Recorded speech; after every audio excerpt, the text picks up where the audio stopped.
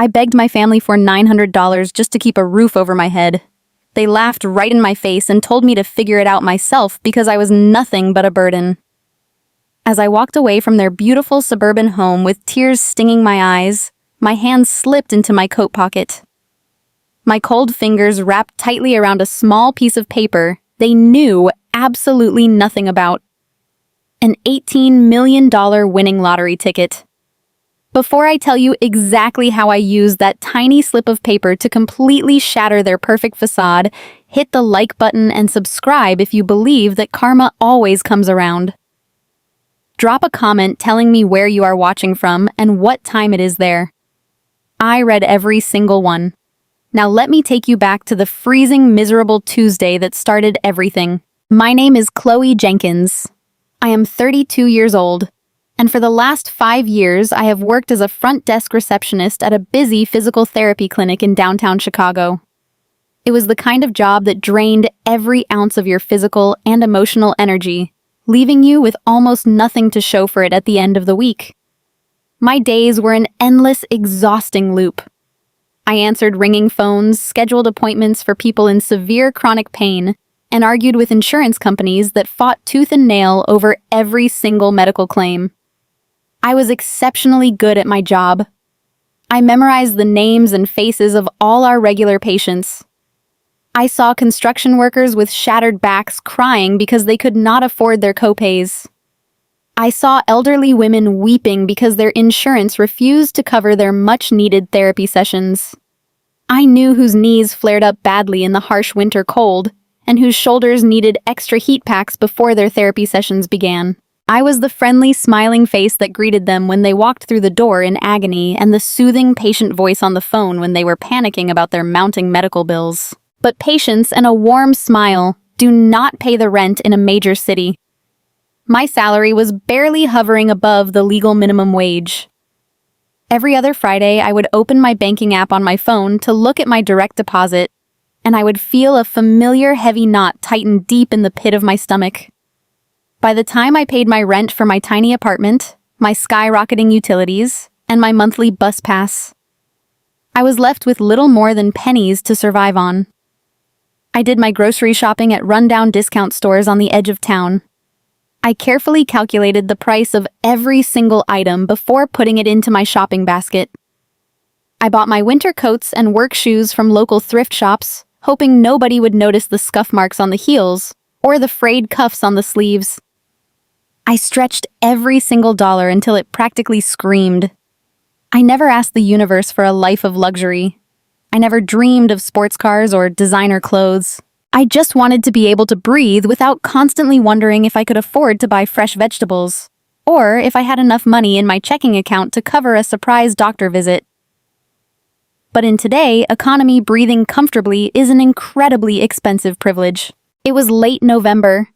It was the kind of bitter, freezing cold that sinks deep into your bones and refuses to leave no matter how many layers of clothing you wear. I had just finished a brutal 9-hour shift at the clinic. A frustrated patient had yelled at me for 20 minutes over a denied copay. The ancient heating system in our office lobby had broken down, leaving us shivering all day long, and I had a vicious migraine throbbing right behind my eyes. I walked the 4 long blocks from the bus stop to my apartment building. The rain was falling in heavy, icy sheets bouncing off the pavement and soaking straight through the thin soles of my cheap boots. My umbrella had a broken spoke, so the freezing water dripped steadily directly down the back of my neck. I just wanted to get inside, take a hot shower until the water turned cold and collapse into my bed. But as I trudged up the cracked concrete steps of my building, I saw something taped directly to the center of my front door. It was a bright, glaring yellow piece of paper. The color alone made my stomach drop entirely into my shoes. Nothing good ever comes on bright yellow paper taped to a door. I reached out with freezing, numb fingers and peeled it off the wet wood. My hands were shaking so badly I could barely read the bold black print at the top of the page. Notice to vacate. The property management company had quietly sold our entire building to a luxury corporate developer. The new owners were gutting the place to build high-end condominiums. We had 30 days to leave the premises. But as my eyes scanned down to the bottom of the page, my heart stopped completely.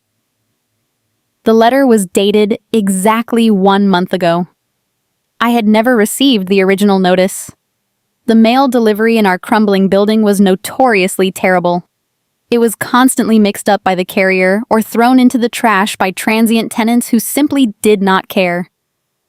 According to the legal document currently trembling in my hands, my 30 days were already up. I had exactly 48 hours to vacate the premises before the local county sheriff would arrive. The locks would be forcefully changed and all my personal belongings would be dragged out and thrown onto the rainy curb. Where was I supposed to put my bed, my clothes, my small collection of books? I had no savings to hire movers, no friends with a truck I could borrow. The logistics of poverty are a full-time job, and I was about to be fired from it. I stood there in the freezing rain reading the cruel clinical words over and over again until they blurred completely into a wet black mess. I pulled out my phone with stiff fingers and opened my banking app to check my balance. $14.50. That was my entire net worth until my next payday, which was still a full, agonizing week away. I had spent the last few weeks looking at rental listings just out of nervous curiosity, and I knew I had found a listing for a tiny basement apartment a few miles away. It was incredibly small, highly prone to dampness, and located in a rather rough neighborhood, but it was a solid roof over my head. The insurmountable problem was the required deposit. The new landlord required the first month of rent, the last month of rent, plus a non-refundable security fee. $900. I needed $900 in 48 hours, or I would literally be sleeping on a wet park bench in the middle of a brutal Chicago winter. I leaned my back against my front door and slowly slid down until I hit the wet welcome mat. I pulled my knees tight to my chest and cried. It was not a loud, dramatic cry. It was the silent, hollow, breathless weeping of someone who had simply run out of options and run out of fight. I had worked so hard my entire adult life. I had kept my head down, paid my taxes on time, smiled at angry people who treated me like dirt, and tried my absolute best to be a good, responsible person. And my ultimate reward for all that exhausting effort was a yellow eviction notice and $14 in the bank. I eventually dragged my freezing body up from the floor, unlocked my door, and went inside. The apartment was bitterly cold. The ancient radiator hissed and spit water, but produced absolutely no heat. I knew I needed to eat something to keep my strength up. I had not eaten a single thing since choking down a cheap generic granola bar at 10 o'clock in the morning. I grabbed my worn-out purse and walked right back out into the freezing rain, heading toward the small corner bodega 2 blocks down the street. The neon sign in the window flickered wildly, casting a sickly green and red light onto the wet, dark pavement. I walked down the narrow, cramped aisles of the store, calculating every single cent in my head.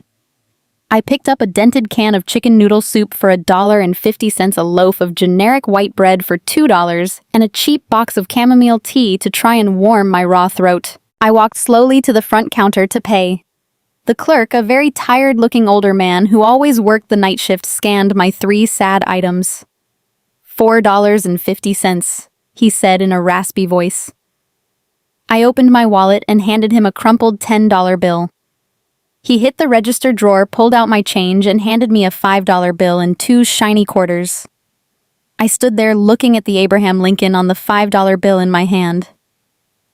$5.50 left to my name to survive the entire week. $900 desperately needed in exactly 48 hours. The math was completely impossible. It was a cruel, sick joke played by a universe that simply did not care if I lived or died. I looked up at the counter. Displayed securely beneath the scratched plexiglass surface were rows and rows of brightly colored, shiny lottery tickets. A digital sign above the register flashed brightly. The Mega Millions jackpot was currently sitting at an astonishing $18 million. I had never been a gambler. Never. When you live paycheck to paycheck, every single dollar is strictly allocated to survival. Gambling is a foolish luxury reserved for people who can actually afford to lose money. But in that specific moment, standing in a dingy, badly lit convenience store with soaking wet hair, freezing hands, and broken shoes, something deep inside my brain simply snapped.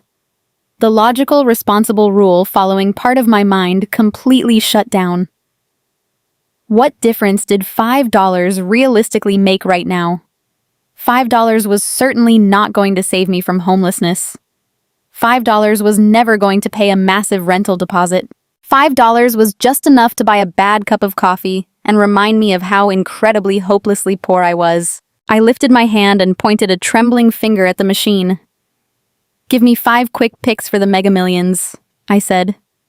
My voice sounded strange and distant, like it belonged to a completely different woman. The tired clerk raised a bushy eyebrow at me, but said absolutely nothing. He punched the buttons on his machine. It whirred and buzzed, then printed the ticket and pushed it out. He tore it off and handed it across the counter. It felt surprisingly heavy in my hand. A small, flimsy, rectangular piece of thermal paper carrying a 1 in 300 million chance of utter salvation. I walked back to my freezing apartment in the pouring rain. I opened the can of soup and ate it lukewarm straight from the tin because I simply did not have the energy to wash a bowl. I placed the lottery ticket gently on my small nightstand, turned off the bedside lamp, and crawled under my 2 thin, scratchy blankets. I stared at the dark ceiling for hours, listening to the rain violently hit the window panes, desperately trying to figure out who in the world I could possibly ask for help. I finally fell into a restless, anxious, nightmare-filled sleep just before dawn. I woke up the next morning feeling like I had been repeatedly run over by a freight train. The air in the apartment was even colder than the night before, and my breath plumed in small white clouds. I reached over and pulled my phone off the charging cable. It was exactly 6 in the morning. My shift at the clinic started at 8. I lay there on the lumpy mattress for a long moment, completely dreading the day ahead of me. I was dreading the angry phone calls I would have to make to the property manager. I was dreading the fast-approaching deadline. I rolled over heavily on my side, and my tired eyes landed on the lottery ticket sitting exactly where I had left it, on the nightstand. I let out a long, heavy sigh of regret. I felt incredibly stupid for buying it. That was $5 precious I could have used for bus fare or a cheap lunch. I picked up my phone, opened the web browser, and typed in the state lottery website, fully intending just to quickly confirm what I already knew in my gut. That I had lost. That life simply did not hand out magical miracles to people like me. The winning numbers from the previous night drawing slowly loaded onto the bright screen.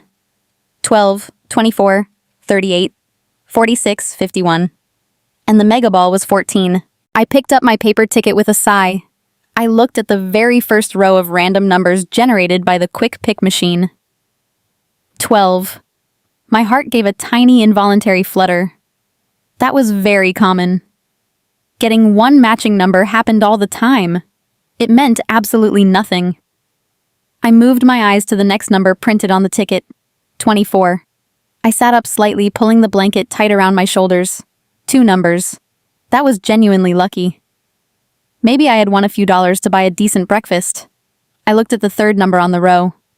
38. My breath hitched and caught hard in my throat. The freezing cold air in my small bedroom suddenly felt completely still and suffocating. I rubbed my eyes vigorously with my free hand, convinced that the severe lack of sleep was causing me to hallucinate. I verified the numbers backward. I verified them out of order.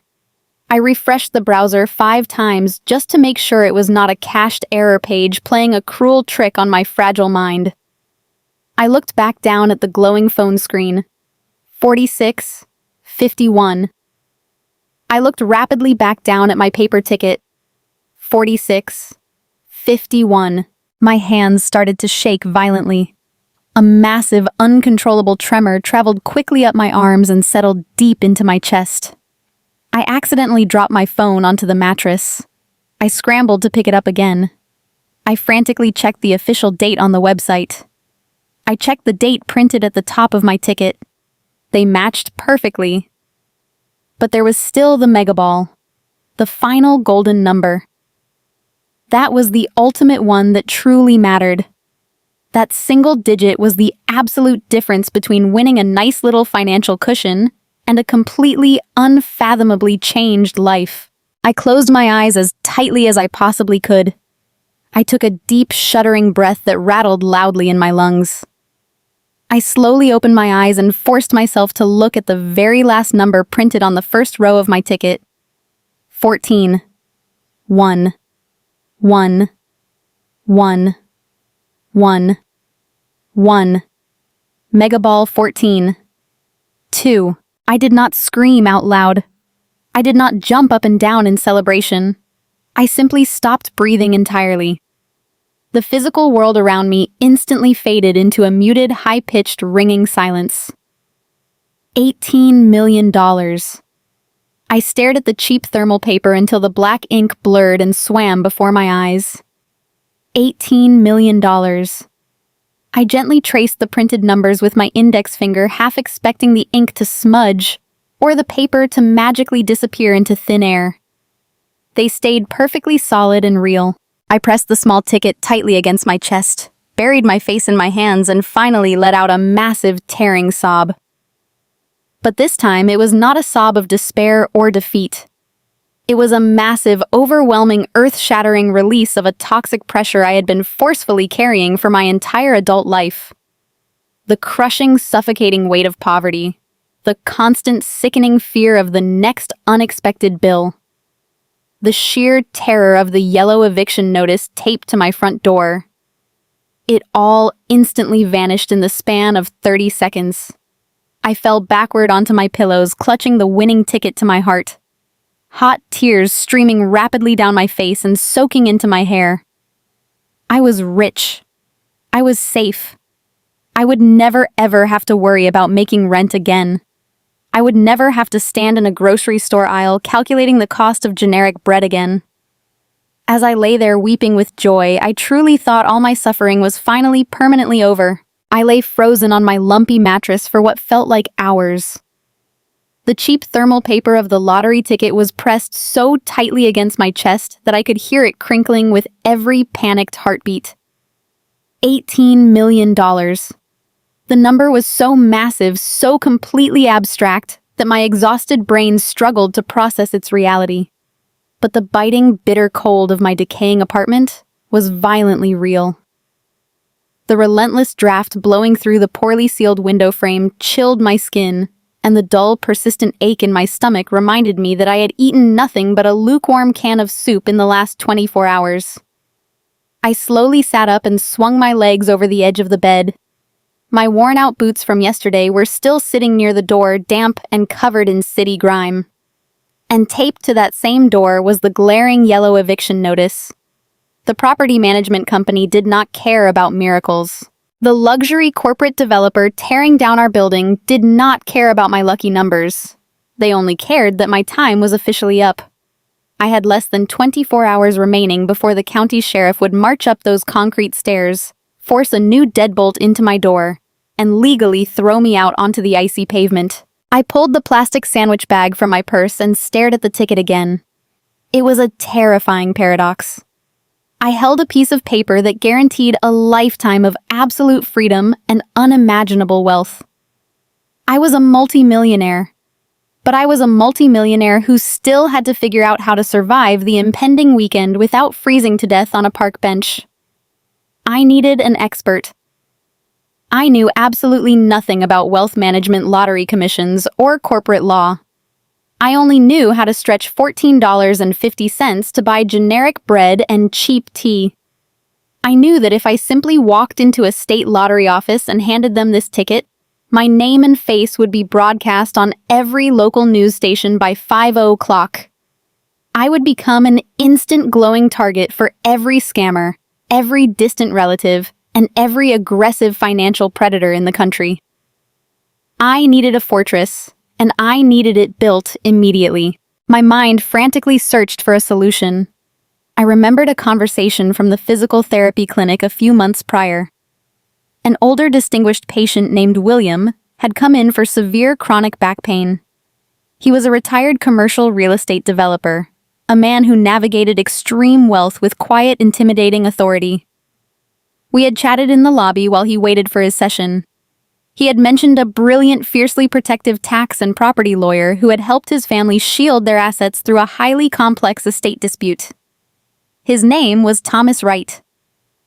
William had handed me a thick, heavy, textured business card and told me that if I ever needed someone to build an absolute legal wall around my life, Thomas was the only man to call. "He does not play games," William had said with a serious nod. I had politely tucked the card into my wallet, silently laughing at the absurdity of the gesture, because I did not even own a reliable car, let alone assets that required a legal wall. Now my freezing hands violently shook as I dumped the contents of my battered purse onto the bed. I desperately dug through old receipts, expired coupons, and loose pennies until I found it. The card was crisp white with embossed navy blue lettering. Thomas Wright, attorney at law. I glanced at the digital clock on my phone. It was 8:15 in the morning. My manager at the clinic was probably furious that I was late for my shift, but the concept of answering phones for minimum wage felt like a distant alternate reality now. I took a deep, shuddering breath and dialed the number. A professional receptionist answered immediately. I begged to speak with Mr. Wright, mentioning William as my reference, and stating clearly that it was an extreme, time-sensitive financial emergency. I was put on hold. The instrumental hold music mocked my racing heart. Minutes later, a deep, seasoned, gravelly voice came on the line. I explained my situation. My voice cracked and my words spilled out in a frantic, disjointed mess. I told him about the ticket, the quick pick numbers, the matching date, the $18 million jackpot. I fully expected him to gasp or sound excited. Instead, Thomas sounded incredibly calm and anchored, like a veteran pilot navigating a plane through a minor storm. He ordered me to lock my doors, tell absolutely no one about the ticket, and listen to him very carefully.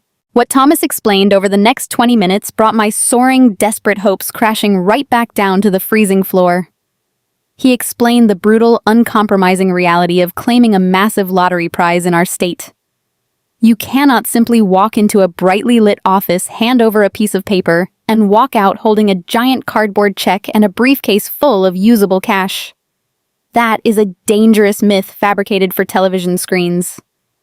Thomas warned me that if I claimed the $18 million under my own name, my identity would immediately become public record by state law. My address, my background, and my financial status would be ruthlessly dissected by the media. I would be relentlessly hunted.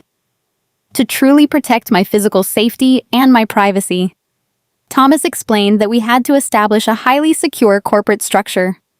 We needed to set up an anonymous blind trust and a limited liability company to act as an impenetrable legal shield. The LLC would be the entity that legally claimed the prize on my behalf, keeping my personal name completely off the public registry. It sounded perfect. It sounded exactly like the fortress I desperately needed. But then Thomas delivered the crushing blow. Creating an airtight corporate structure of that magnitude takes significant time. The State Lottery Commission requires extensive background checks, multiple layers of intense legal verification, and highly secure banking protocols to prevent fraud and money laundering. Thomas laid out the strict timeline with cold professional precision. The complex paperwork, the formal establishment of the trust, the rigorous state processing, and the final disbursement of funds into a usable account would take 4 to 6 weeks. Minimum, 4 to 6 weeks. I repeated the words into the phone, my voice dropping to a hollow, terrified whisper. I felt like the solid wooden floor of my bedroom had just opened up and swallowed me whole. I looked over at the bright yellow eviction notice sitting mockingly on my small kitchen counter. The terrifying reality of my situation finally settled over me like a heavy, suffocating wet blanket. It was the ultimate cruel paradox. I was holding a piece of thermal paper worth $18 million. I was undeniably a multimillionaire on paper. My long-term future was completely unequivocally secured. But my immediate present was a total catastrophe. I had exactly $14.50 to my name. I had exactly 24 hours left before the county sheriff arrived to physically remove me from my apartment and throw my meager, pathetic belongings onto the freezing winter pavement. I could not even afford to buy a hot meal for dinner, let alone survive for 6 agonizing weeks waiting for a massive wire transfer to finally clear. I could not sign a lease. I could not rent a hotel room. I could not do anything. Thomas heard the sheer, unadulterated panic in my silence. He was a seasoned attorney who had dealt with people in highly stressful, desperate situations for decades. He gently asked me what was wrong. The dam finally broke. I broke down and told him the humiliating, pathetic truth. I told him about the yellow eviction notice. I told him about the required $900 deposit for the damp, tiny basement apartment across town that was my only viable option. I told him the horrific fact that I was about to become officially homeless by tomorrow morning. I will never forget what Thomas did next. He did not judge my poverty. He did not lecture me about my lack of savings or financial responsibility. He simply offered a solution. He calmly offered to write me a personal check from his own private account that very afternoon. He offered to cover the $900 apartment deposit plus enough money for groceries and living expenses until the lottery funds legally cleared the trust. It was a lifeline, a pure, generous, miraculous lifeline from a complete stranger who knew with absolute legal certainty that I was good for the money. But the deep, ugly, toxic conditioning of my childhood violently reared its head. Growing up in my family, accepting charity from outsiders was considered the ultimate sin. My parents, Robert and Patricia Jenkins, cared about social appearances above absolutely everything else in the world. We were the Jenkins family. We handled our own business. We maintained a flawless suburban facade. We never took handouts from strangers because it made us look weak, incompetent, and poor to the rest of the judgmental neighborhood. The intense shame of admitting my complete financial failure and accepting cash from a wealthy, highly successful lawyer made my face burn with embarrassment. My toxic pride, built from 32 years of being relentlessly belittled and minimized by my own mother, aggressively whispered that I could not start my brand new wealthy life by immediately begging for a personal loan from the very man I had just hired to protect me. I thanked Thomas profusely, my voice trembling heavily with genuine gratitude, but I politely and firmly declined his offer. I told him I had immediate family living nearby. I told him I would simply borrow the money from my parents. "It is only $900, I said into the receiver, trying to sound confident and capable. My parents live just 20 minutes away in a beautiful suburban neighborhood. They have a massive, perfectly decorated house.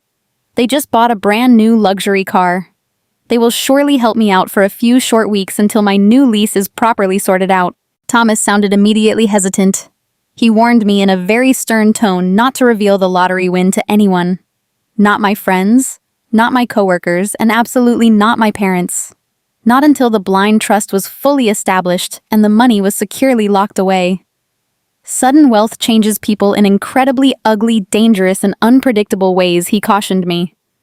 Families destroy each other over far less money than this. I promised him I would keep the secret completely safe. I promised him I would just ask them for a simple temporary loan without explaining the real reason why I knew I could pay it back. I hung up the phone and looked out the cracked window at the gray, unforgiving Chicago sky. I fiercely convinced myself I was making the right, logical, responsible choice. They were my flesh and blood.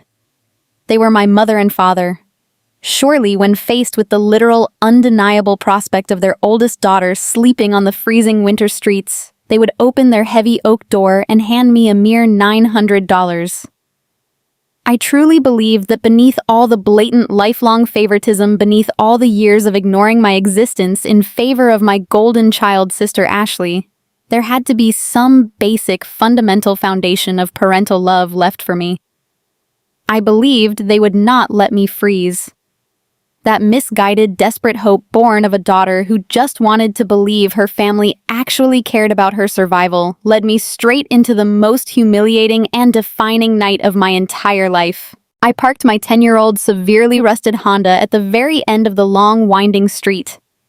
I knew much better than to park it anywhere near the pristine, sprawling driveway of my parents' house in their upscale suburban neighborhood.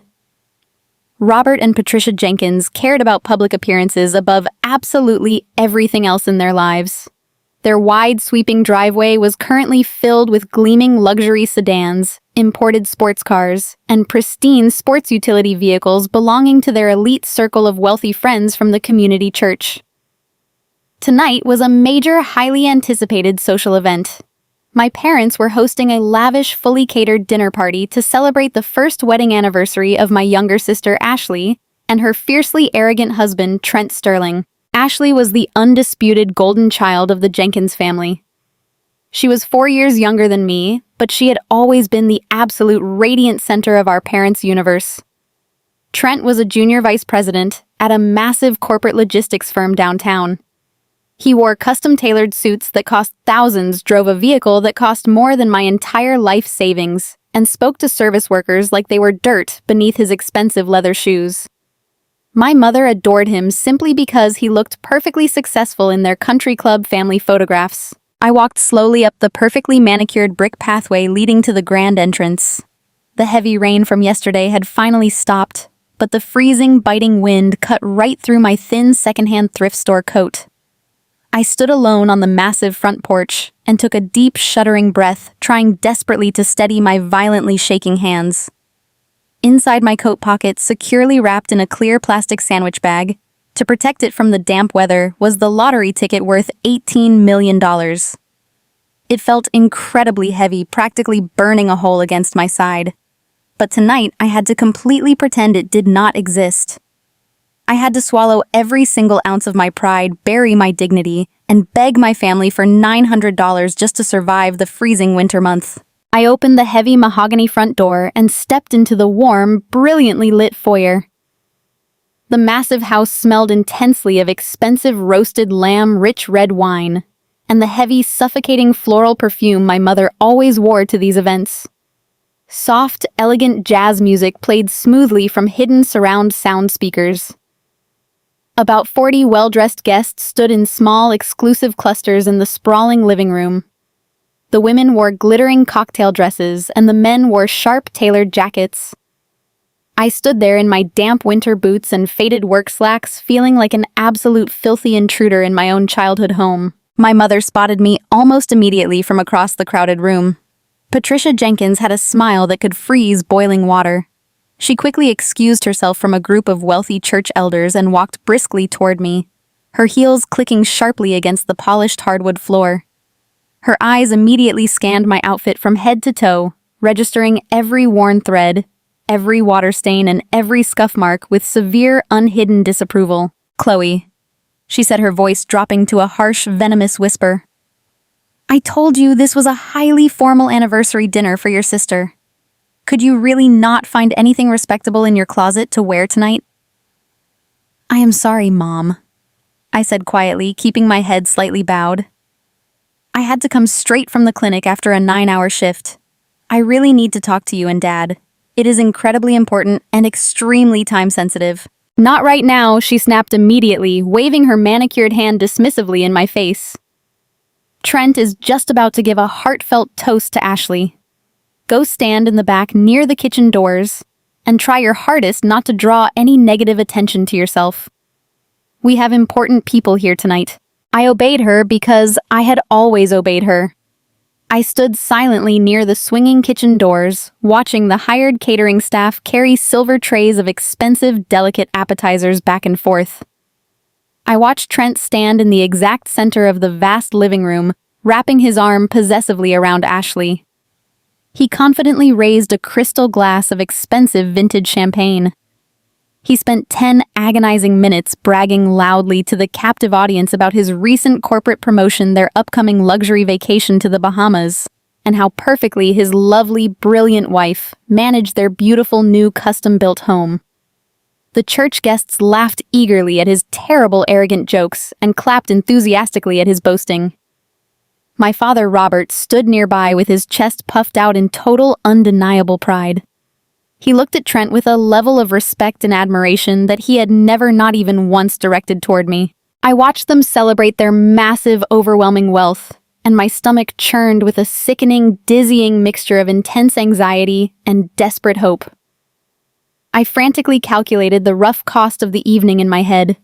The professional catering alone had to cost at least $3,000. The vintage champagne flowing freely into everyone's glasses was easily $100 a bottle. The massive floral arrangements placed on every table were worth hundreds more.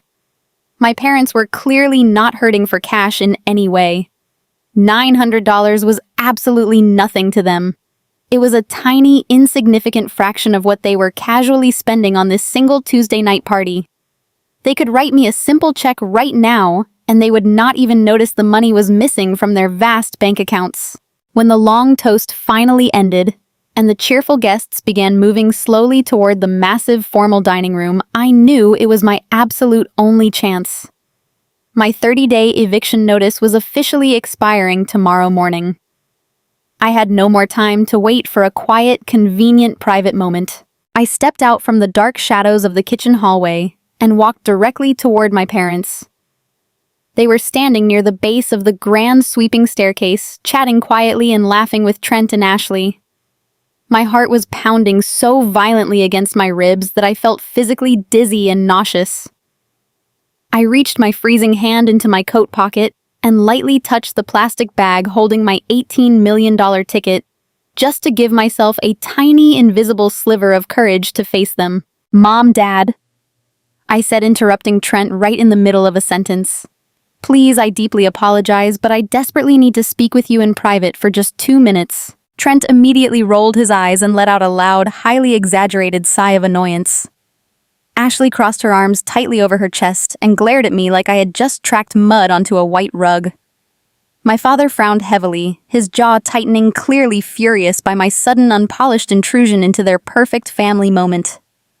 "What is it, Chloe?" my father asked coldly, not bothering to hide his intense irritation. "We have highly respected guests waiting to be seated for dinner." I looked down at the polished floor, my face burning red with deep, overwhelming humiliation. "I am being legally evicted," I whispered, my voice trembling so badly I could barely form the words. "The property management company quietly sold my apartment building. I have exactly until tomorrow morning to move out before the sheriff arrives. I managed to find a very small basement apartment across town, but I need $900 for the immediate security deposit and the first month of rent. I promise you I will pay you back double by the end of next month. I swear it to you. Just please, I need a bridge loan so I am not sleeping out on the freezing street tomorrow night." I fully expected them to immediately pull me into the private study. I expected them to act shocked, or at least mildly concerned about the horrifying prospect of their oldest daughter becoming homeless in the brutal Chicago winter. Instead, my mother let out a sharp, cruel, mocking laugh. She did not lower her voice to protect my dignity. In fact, Patricia intentionally raised her voice so it carried clearly and sharply across the sudden quiet of the grand hallway.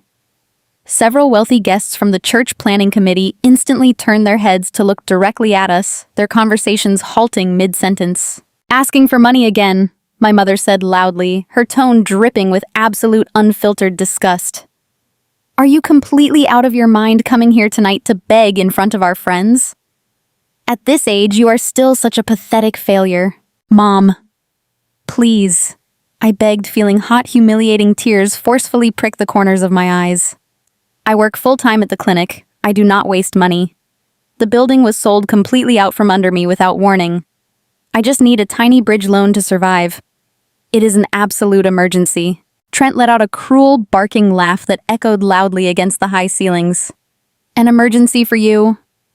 Maybe," he sneered, looking me up and down like I was absolute garbage that had blown in from the street. "You should have managed your little receptionist salary much better instead of crying to your parents. We are trying to celebrate a real milestone here, and you show up looking like a disaster, asking for handouts like a common beggar. It is deeply embarrassing for everyone involved." I looked desperately at my mother, violently hoping she would step in and defend her own flesh and blood against her highly arrogant son-in-law. But Patricia simply nodded in total enthusiastic agreement with Trent. "You have always been a massive, exhausting disappointment, Chloe," my mother said, stepping closer to me. "You never plan ahead. You never apply yourself to anything meaningful. And now you want to financially drain your father and me because you cannot hold your own miserable life together. The hot tears finally spilled over my eyelashes and rolled rapidly down my cold cheeks. The wealthy church guests were openly staring now, whispering maliciously to one another behind their expensive crystal champagne glasses. I felt completely stripped bare, utterly humiliated and degraded in front of the entire elite community my parents worshipped. Ashley stepped forward, pushing her way past Trent. She was wearing a stunning custom silk dress that cost more than 2 full months of my rent. She looked at my damp frayed clothes and my tear-stained face with a smug, deeply satisfied smirk. She slowly reached into her expensive designer clutch purse and pulled out a single crisp $20 bill. She did not hand it to me. She extended her perfectly manicured fingers and intentionally dropped the bill. It fluttered lightly through the tense air and landed directly on the hardwood floor, resting right next to the toe of my wet, scuffed boots. "Go buy some coffee," Sister Ashley said sweetly, her voice laced with pure, unadulterated venom. "We are very busy talking business and celebrating real success tonight.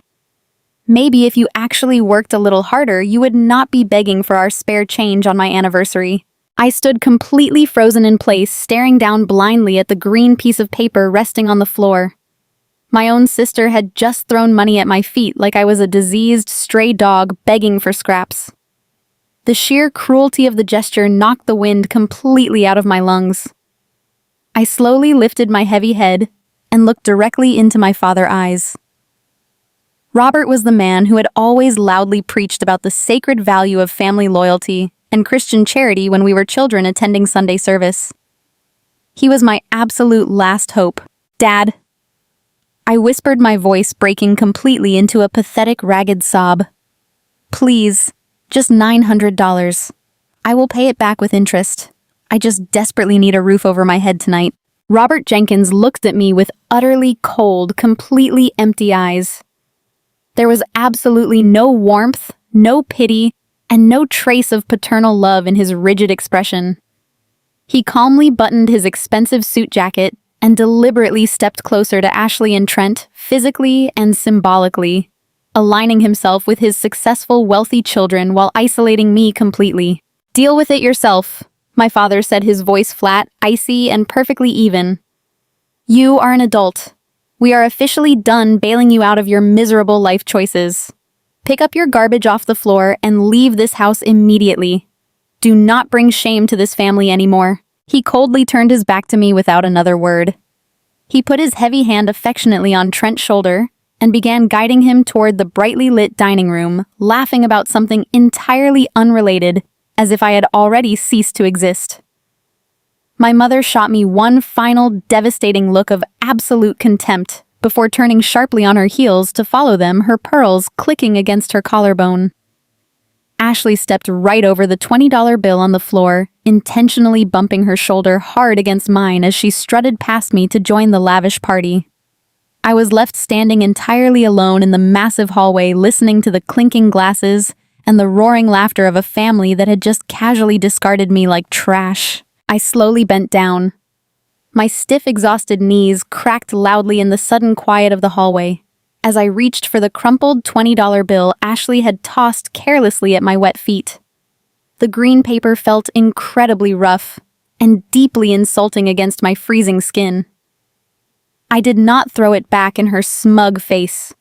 I did not scream at my father for turning his back on me. I did not beg my mother to reconsider her cruel public humiliation. I simply stood back up, clutching that tiny, pathetic symbol of my family, total disdain, and turned my body toward the heavy oak door. Behind me, the massive formal dining room erupted into another loud round of cheerful, carefree laughter. The sharp clinking of expensive crystal champagne glasses echoed off the high vaulted ceilings. They were already completely absorbed in their lavish celebration. They had already entirely forgotten the oldest daughter they had just casually condemned to the freezing winter streets. I pushed open the massive front door and stepped out into the bitter, unforgiving November night. The contrast was physically violent and completely overwhelming. Inside that beautiful sprawling house was warm golden light, the rich smell of roasted lamb, and the comforting crackle of a roaring fireplace. Outside, the freezing rain immediately soaked through the thin fabric of my secondhand thrift store coat, chilling me straight to the bone. I walked slowly down the long, perfectly manicured brick driveway, past the endless rows of imported luxury cars, until I reached my severely rusted 10-year-old Honda parked out on the dark, empty street. I climbed into the driver's seat and sat there for a very long time, my hands gripping the freezing steering wheel so tightly that my knuckles turned completely white. I looked back at the glowing, towering windows of my parents' house. Through the sheer curtains, I could see elegant silhouettes moving gracefully, raising their glasses, celebrating their flawless suburban life. I was officially a ghost to them. I was nothing more than a minor, irritating inconvenience they had successfully swatted away like a bothersome insect. I turned the key in the ignition. The old engine sputtered and coughed violently before finally roaring to life.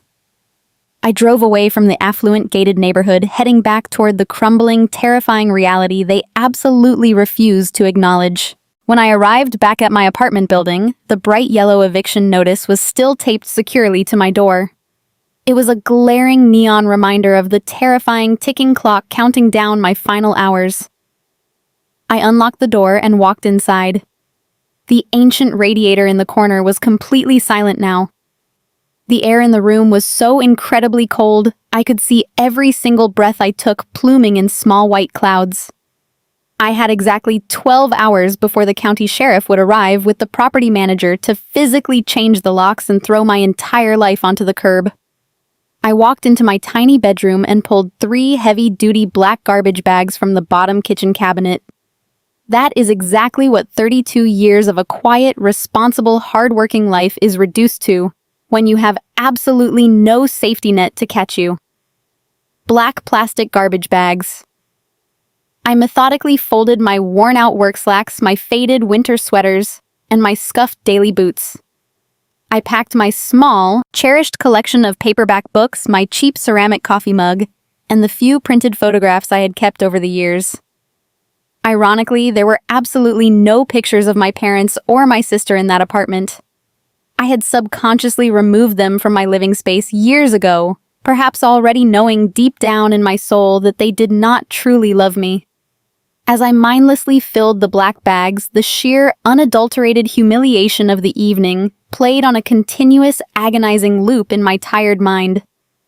I heard my mother calling me a pathetic failure in front of her wealthy church friends.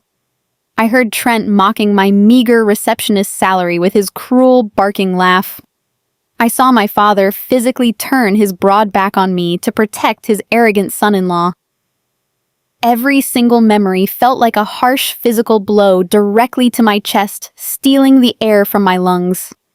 I tied the plastic tops of the garbage bags with numb, aching fingers. I carried them down the dark, narrow, creaking stairwell one by one, loading them heavily into the rusted trunk of my old Honda. By 2 a.m, my small apartment was completely and utterly empty. I stood in the exact center of the bare, freezing room one last time, listening to the rain violently hit the glass pane. I left my silver keys on the kitchen counter and closed the door behind me. I was officially a homeless woman. I had absolutely nowhere to go. I could not afford even the cheapest, most run-down motel room in the city. I could not park my car on a dark, dangerous street and sleep in the freezing cold without risking severe hypothermia, or worse. There was only one place I had a functional key to where I knew it would be relatively warm, dry, and safe. The physical therapy clinic where I worked. I drove slowly downtown, carefully navigating the empty, rain-slicked streets of Chicago. I parked my car in the dark, narrow alley behind the brick building and used my plastic employee key card to quietly slip through the back staff entrance. The clinic was eerily silent and completely deserted. The faint, constant hum of the medical refrigerators and the glowing green light of the emergency exit signs were the absolute only signs of life in the entire building. I walked quietly into the main front lobby, and looked at the long, faux leather sofa where our patients usually sat waiting for their painful therapy appointments. I took off my soaking wet winter coat and draped it over a desk chair to dry. I laid down on the stiff, highly uncomfortable sofa, pulling my knees extremely tight against my chest to conserve as much body heat as humanly possible. I was 32 years old, sleeping illegally on a waiting room couch because my own flesh and blood had brutally rejected my desperate plea for basic human survival. This was the absolute lowest point of my entire existence. I felt a crushing, suffocating wave of pure despair wash completely over me, pulling me under. The hot tears I had been fiercely fighting back all night finally broke free from my control. I cried deeply into the rough, sterile fabric of the sofa cushion, desperately muffling the ragged sounds so the overnight security guard on the floor below would not hear my presence. I cried for the little girl who had always tried so incredibly hard to earn her mother's elusive approval. I cried for the lonely teenager who had always settled for generic clearance aisle birthday cakes, while her golden sister got the entire world handed to her on a silver platter. I cried for the exhausted adult woman who had foolishly, naively believed that parental love was supposed to be unconditional. I wept until my chest physically ached, and my eyes burned with salt and exhaustion. Eventually, the heavy tears completely stopped falling. The intense burning pain in my chest slowly began to subside entirely, replaced by a profound, hollow, numbing exhaustion. I slowly reached my shaking hand into my damp pants pocket and pulled out the clear plastic sandwich bag I had prepared earlier that afternoon. Inside the plastic rested the small, flimsy thermal paper lottery ticket. I held it up carefully in the dim green light of the emergency exit sign. $18 million. The printed numbers stared back at me perfectly solid, completely undeniable, and entirely absurd. I ran my thumb slowly over the smooth surface of the plastic bag. As I lay there in the cold, dark, empty clinic, a sudden, blinding realization struck my exhausted brain. It hit me with the absolute devastating force of a high-speed physical impact. The pieces of the puzzle I had been staring at my entire life finally snapped together into a crystal-clear, horrifying picture. I finally understood the dark, rotten core truth of the Jenkins family dynamic. I was never truly their child. I was never actually considered a real equal member of their pristine, wealthy inner circle. I was merely a convenient prop. I was a pale, struggling, pathetic backdrop specifically designed by my parents to brilliantly highlight Ashley false perfection. My mother actively needed me to be poor, desperate, and exhausted, so she could constantly brag to her church friends about how incredibly wealthy and successful Ashley was by comparison. My father actively needed me to be a visible failure, so he could comfortably worship Trent elite corporate status without ever feeling inadequate himself. They did not just quietly tolerate my terrible poverty. They actively required it to validate their own fragile egos. My daily struggle was the dark, miserable shadow that made their fake golden suburban lives shine significantly brighter in front of their wealthy country club associates. If they had actually stepped up and helped me, if they had simply reached into their deep pockets and handed me that $900, they would have instantly lost their favorite reliable scapegoat.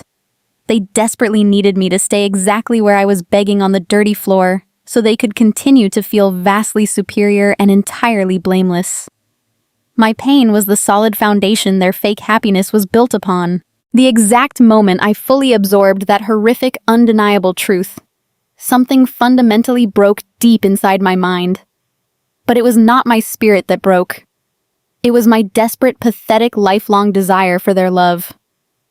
The deep, aching, cancerous need for my parents' approval shattered, completely falling away from my soul like heavy dead weight. Instead of crying more tears, a cold, intense, highly calculating calm completely enveloped my entire body. The anxious shivering stopped instantly. The suffocating fear of homelessness vanished into thin air. I sat up straight on the stiff clinic sofa, firmly clutching the $18 million ticket in my right hand. I was not a pathetic failure. I was not a beggar crying for table scraps. I was a multi-millionaire, and the horrible, selfish people who had just thrown me away like garbage had absolutely no idea the level of power I now held. I made a firm, unbreakable, ironclad decision right there in the dark, silent lobby. I would not tell them a single word about the money. I would not call my mother in the morning and boast loudly about my new fortune just to see her face fall. I would not wave the winning lottery ticket in my father's arrogant face to prove him definitively wrong. That would be far too easy, and they absolutely did not deserve easy. I would quietly proceed with Thomas Wright. I would meticulously set up the impenetrable blind trust. I would claim the massive prize completely anonymously behind a wall of corporate paperwork. I would let them continue to arrogantly believe I was the worthless homeless daughter they had so easily and joyfully discarded. I intensely wanted to see exactly what kind of people they truly were when the financial stakes were raised. I wanted to actively watch them operate under the absolute, unquestioned certainty that they were infinitely better than me. I would use my new, massive wealth to quietly, systematically investigate the perfect, flawless facade they presented to the suburban world. Because people who act that cruelly to their own flesh and blood, people who derive that much intense, sick joy from publicly humiliating their own daughter, always have deep, rotting, catastrophic secrets hiding just beneath the polished surface. I would find every single one of those dark secrets. I would patiently let them weave their own tangled, inescapable web of lies and debt. And when the time was perfectly, undeniably right, I would spring the trap. I would tear down their fake perfection piece by piece, and I would do it using the very same corporate financial power they worshipped so deeply. I laid my head back down on the stiff sofa cushions, staring wide awake into the darkness. I was no longer the tragic, crying victim of the Jenkins family. I was the silent, wealthy architect of their ultimate reckoning, and I was going to enjoy every single second of it. The 6 weeks it took for the State Lottery Commission to process my winning ticket were an absolute exercise in intense psychological endurance. For 42 agonizing days, I lived a bizarre, highly stressful split existence. Because of the strict legal protocols Thomas Wright had initiated to protect my identity, I could not access a single penny of my new fortune until the blind trust was fully established and recognized by the state. During the day, I was still the cheerful, exhausted physical therapy receptionist, smiling at angry patients while quietly calculating if I could afford to add a slice of cheese to my daily lunch sandwich.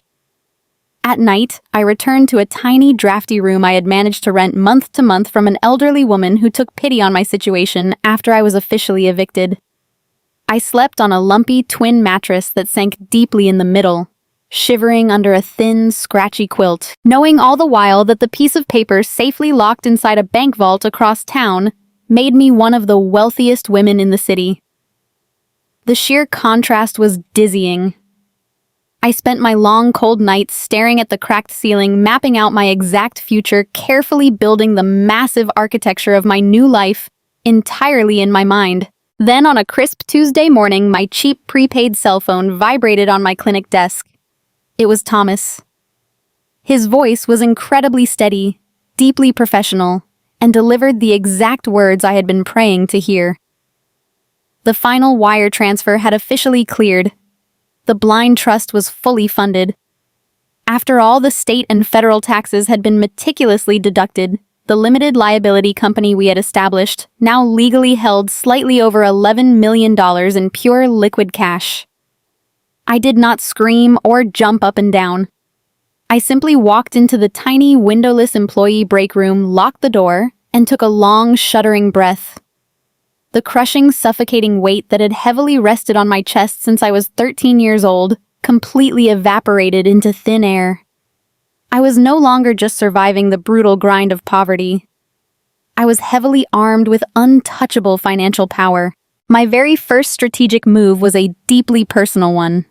I scheduled an immediate meeting with Thomas and told him I wanted to buy back the exact apartment building I had just been mercilessly evicted from.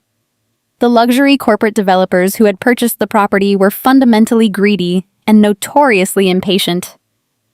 Like Trent and my parents, they were solely looking for a rapid, effortless return on their investment to boost their quarterly portfolio. Thomas approached them entirely anonymously through my new LLC, presenting them with a highly lucrative all-cash offer. It gave their development firm a massive immediate profit without having to deal with the exhausting expensive logistics of securing city construction permits and managing local contractors. Their corporate greed made them incredibly predictable. They eagerly signed the heavy stack of legal paperwork within 4 short days. They were completely, blissfully unaware that the anonymous multi-millionaire aggressively buying their property was the exact same struggling receptionist they had just kicked out onto the freezing curb a month prior. I did not just buy that brick building to prove a bitter point to the universe. I completely transformed it. I hired a discreet, highly exclusive architectural firm from out of state, firmly binding every single contractor with ironclad non-disclosure agreements. I gave them very strict specific instructions. The exterior of the classic brick building was to be carefully restored to maintain its historical, completely unassuming charm. To anyone walking down the street, it looked like a standard, modest urban apartment complex that had simply gotten a fresh coat of paint. But the entire top floor was completely gutted and masterfully rebuilt to my exact specifications. I combined 3 tiny dilapidated units into one sprawling, stunning luxury penthouse. I installed imported dark hardwood floors, an expansive professional chef kitchen with thick custom marble countertops and massive soundproof windows that offered a spectacular, uninterrupted view of the glowing Chicago skyline. I added a private secure keycard access elevator and a state-of-the-art security system that monitored every inch of the property. When the heavy reinforced steel door of my apartment clicked shut behind me at the end of the day, I was completely insulated in absolute unapologetic luxury. But the precise moment I stepped outside my secure building, the wealthy property owner vanished entirely. And Chloe, the struggling, tired receptionist, seamlessly reappeared. I absolutely refused to upgrade my daily wardrobe. I continued wearing my faded thrift store slacks, my heavily discounted winter sweaters, and my scuffed daily boots. I kept my severely rusted 10-year-old Honda, purposely parking it on the street just a few blocks away from my newly acquired property, so my neighbors would never connect the vehicle to the penthouse owner.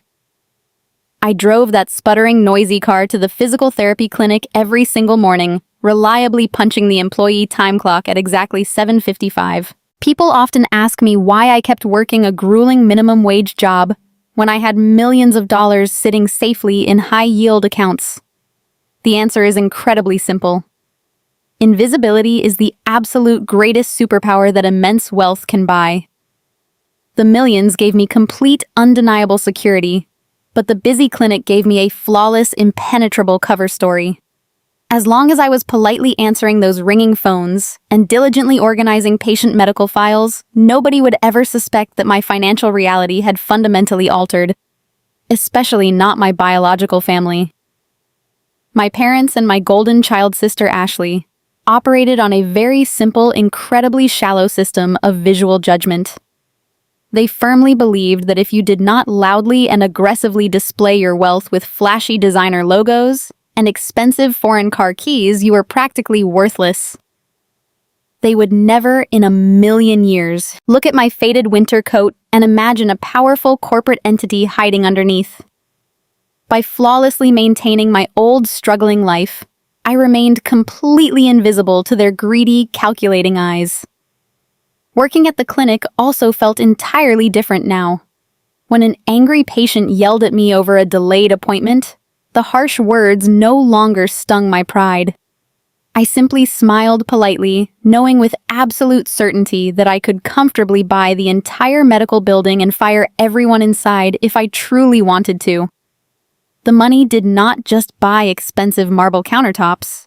It bought an impenetrable suite of emotional armor. But underneath that carefully constructed disguise, I was rapidly and aggressively evolving. I absolutely refused to be another naive lottery winner who foolishly squandered her unexpected fortune because she did not understand how modern money actually worked. I wanted to master the exact financial language that my parents and Trent worshipped so deeply. I wanted to understand the hidden mechanics of the corporate world they constantly used to make me feel small. Thomas introduced me to a highly exclusive team of seasoned wealth managers and corporate financial advisors.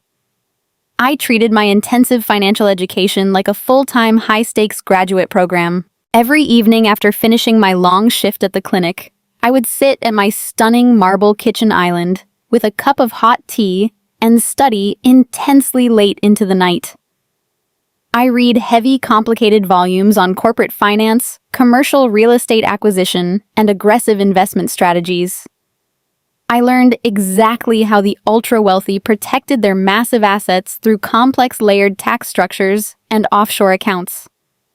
I studied the intricate, ruthless mechanisms of the stock market, learning how to properly analyze corporate balance sheets, calculate debt-to-income ratios, and identify severely undervalued assets. I was a fast, incredibly hungry learner. The exact same meticulous attention to detail and sharp memory that made me an exceptional medical receptionist translated perfectly into the precise, unforgiving world of corporate finance. The financial advisors who initially looked at me with mild, polite skepticism quickly realized I was sharp, deeply analytical, and entirely serious about multiplying my portfolio. Within a few short months, I began actively putting my new hard-earned knowledge to work. I directed my financial team to allocate a specific, significant portion of my investment portfolio toward a highly specialized and deeply revealing strategy: buying secondary debt. I used my anonymous limited liability company to quietly purchase portfolios of distressed local debt from major commercial banks and private lending institutions. When ordinary people or small businesses completely default on their massive loans, banks often cut their losses and sell that bad debt to third-party collection agencies or private corporate investors for pennies on the dollar. It is a harsh, highly aggressive industry, but it is incredibly lucrative if you have the capital to hold the debt and the legal team to properly enforce it. I did not buy these distressed debt portfolios because I wanted to be a cruel corporate landlord.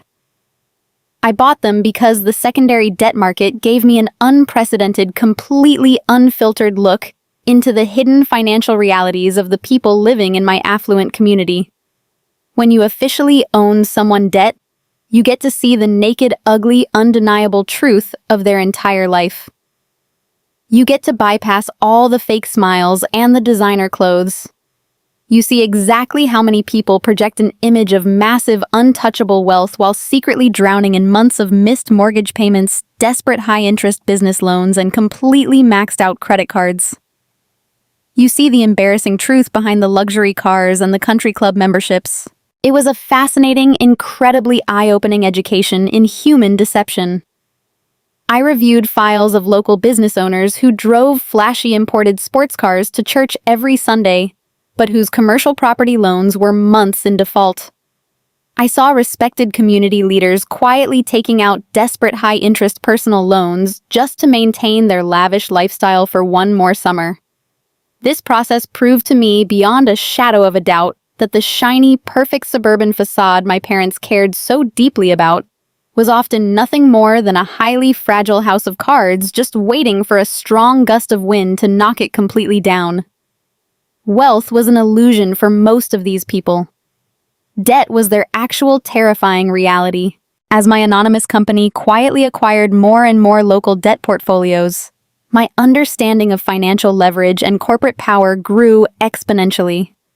I was no longer the helpless crying woman begging for a miserable $900 loan on a freezing rain-soaked porch.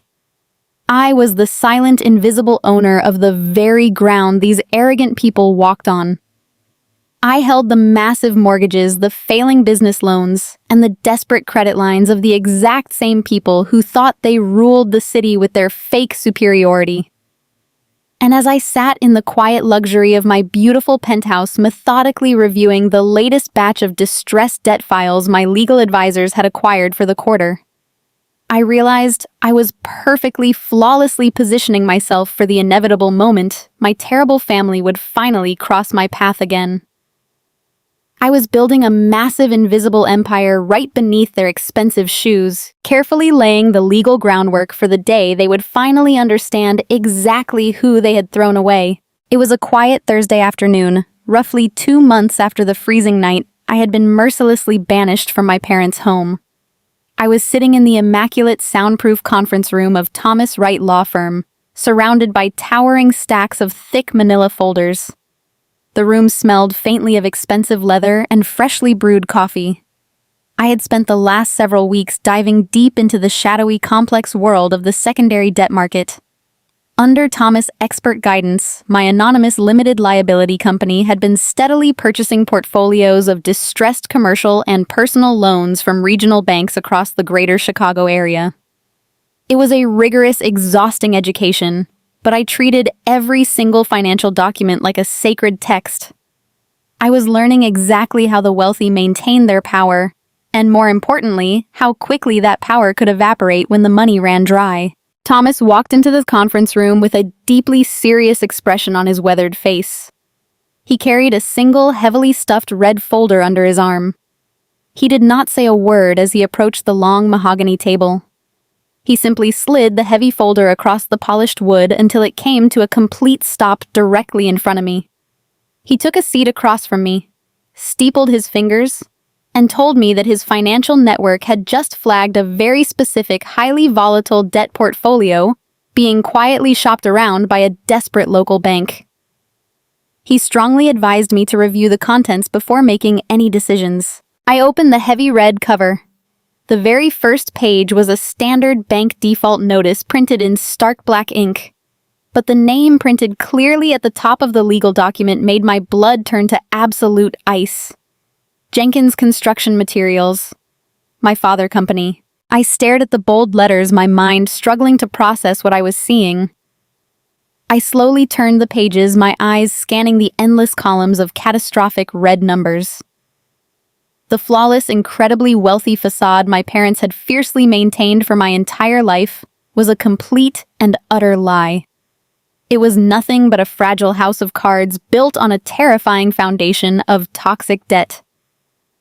According to the confidential financial records resting in my hands, Robert Jenkins had not run a successful business in years.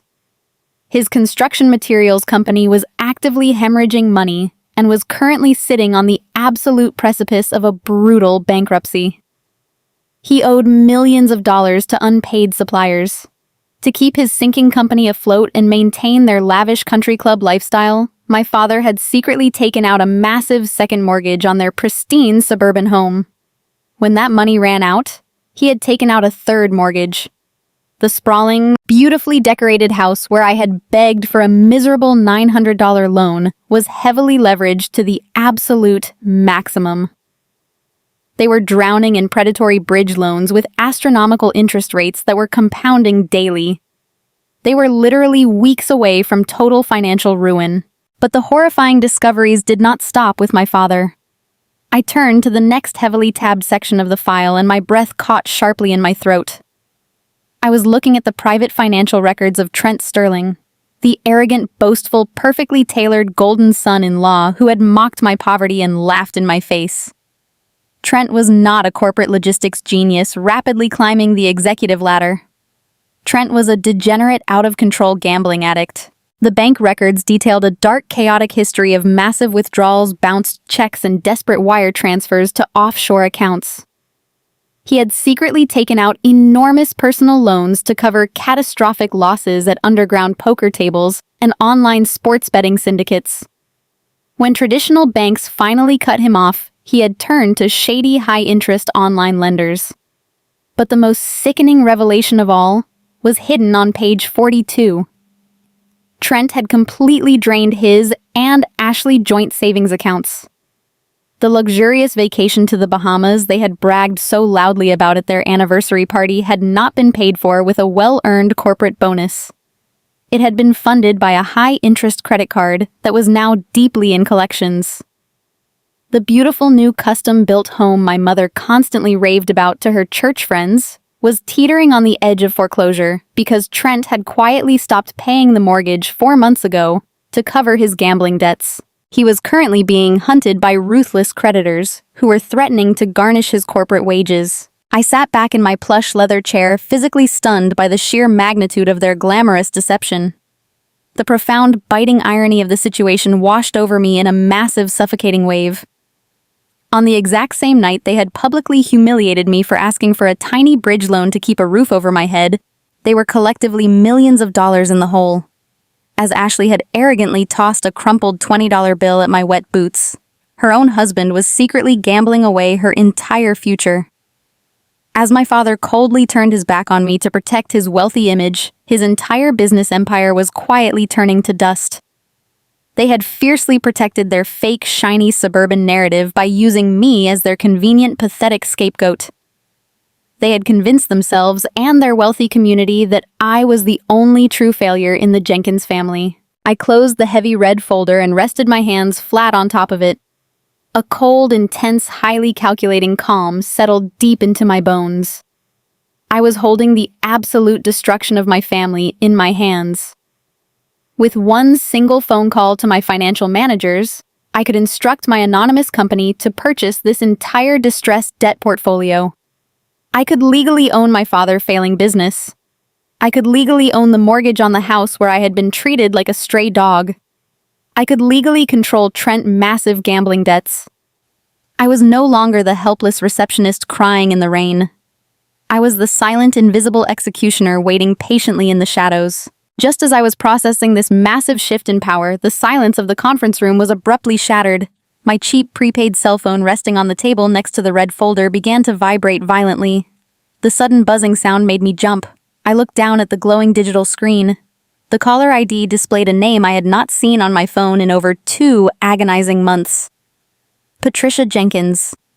My mother. She had not called me a single time since the freezing night she watched me walk out of her house with my life in garbage bags. She had not sent a text message to ask if I had found a place to live. She had never checked to see if her oldest daughter was sleeping on a park bench or shivering in a homeless shelter. To her, I had simply ceased to exist the moment I walked out her grand front door. I looked across the table at Thomas. He raised a single questioning eyebrow. I took a slow, deep breath, mentally putting on my invisible armor, and pressed the green answer button. I lifted the phone to my ear, waiting for the familiar, harsh tone of her voice. "Chloe, darling." The greeting hit me like a physical shock. Her voice was dripping with a thick, syrupy, artificial sweetness that instantly made my stomach churn. It was the exact same bright, cheerful, entirely fake tone she used when greeting the wealthy wives of the church planning committee. It was a voice she had never, ever used with me. "Hi, Mom," I replied, keeping my voice completely neutral and strictly guarded. "Oh, honey, it is so incredibly wonderful to hear your voice," my mother gushed, laying the fake affection on so heavily I could practically feel it suffocating me through the speaker. "Your father and I have just been so incredibly worried about you. We have been tossing and turning every single night wondering how our precious girl is doing. We feel just terrible about how things ended at the anniversary party. We were all just so stressed and overwhelmed that night, and we completely let our tempers get the better of us. You know how much we love you, do you not?"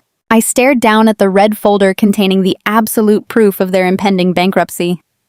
The contrast between the cold, hard financial reality sitting on the table and the desperate, sickening lies pouring out of my phone was dizzying. They had not been tossing and turning because they missed me.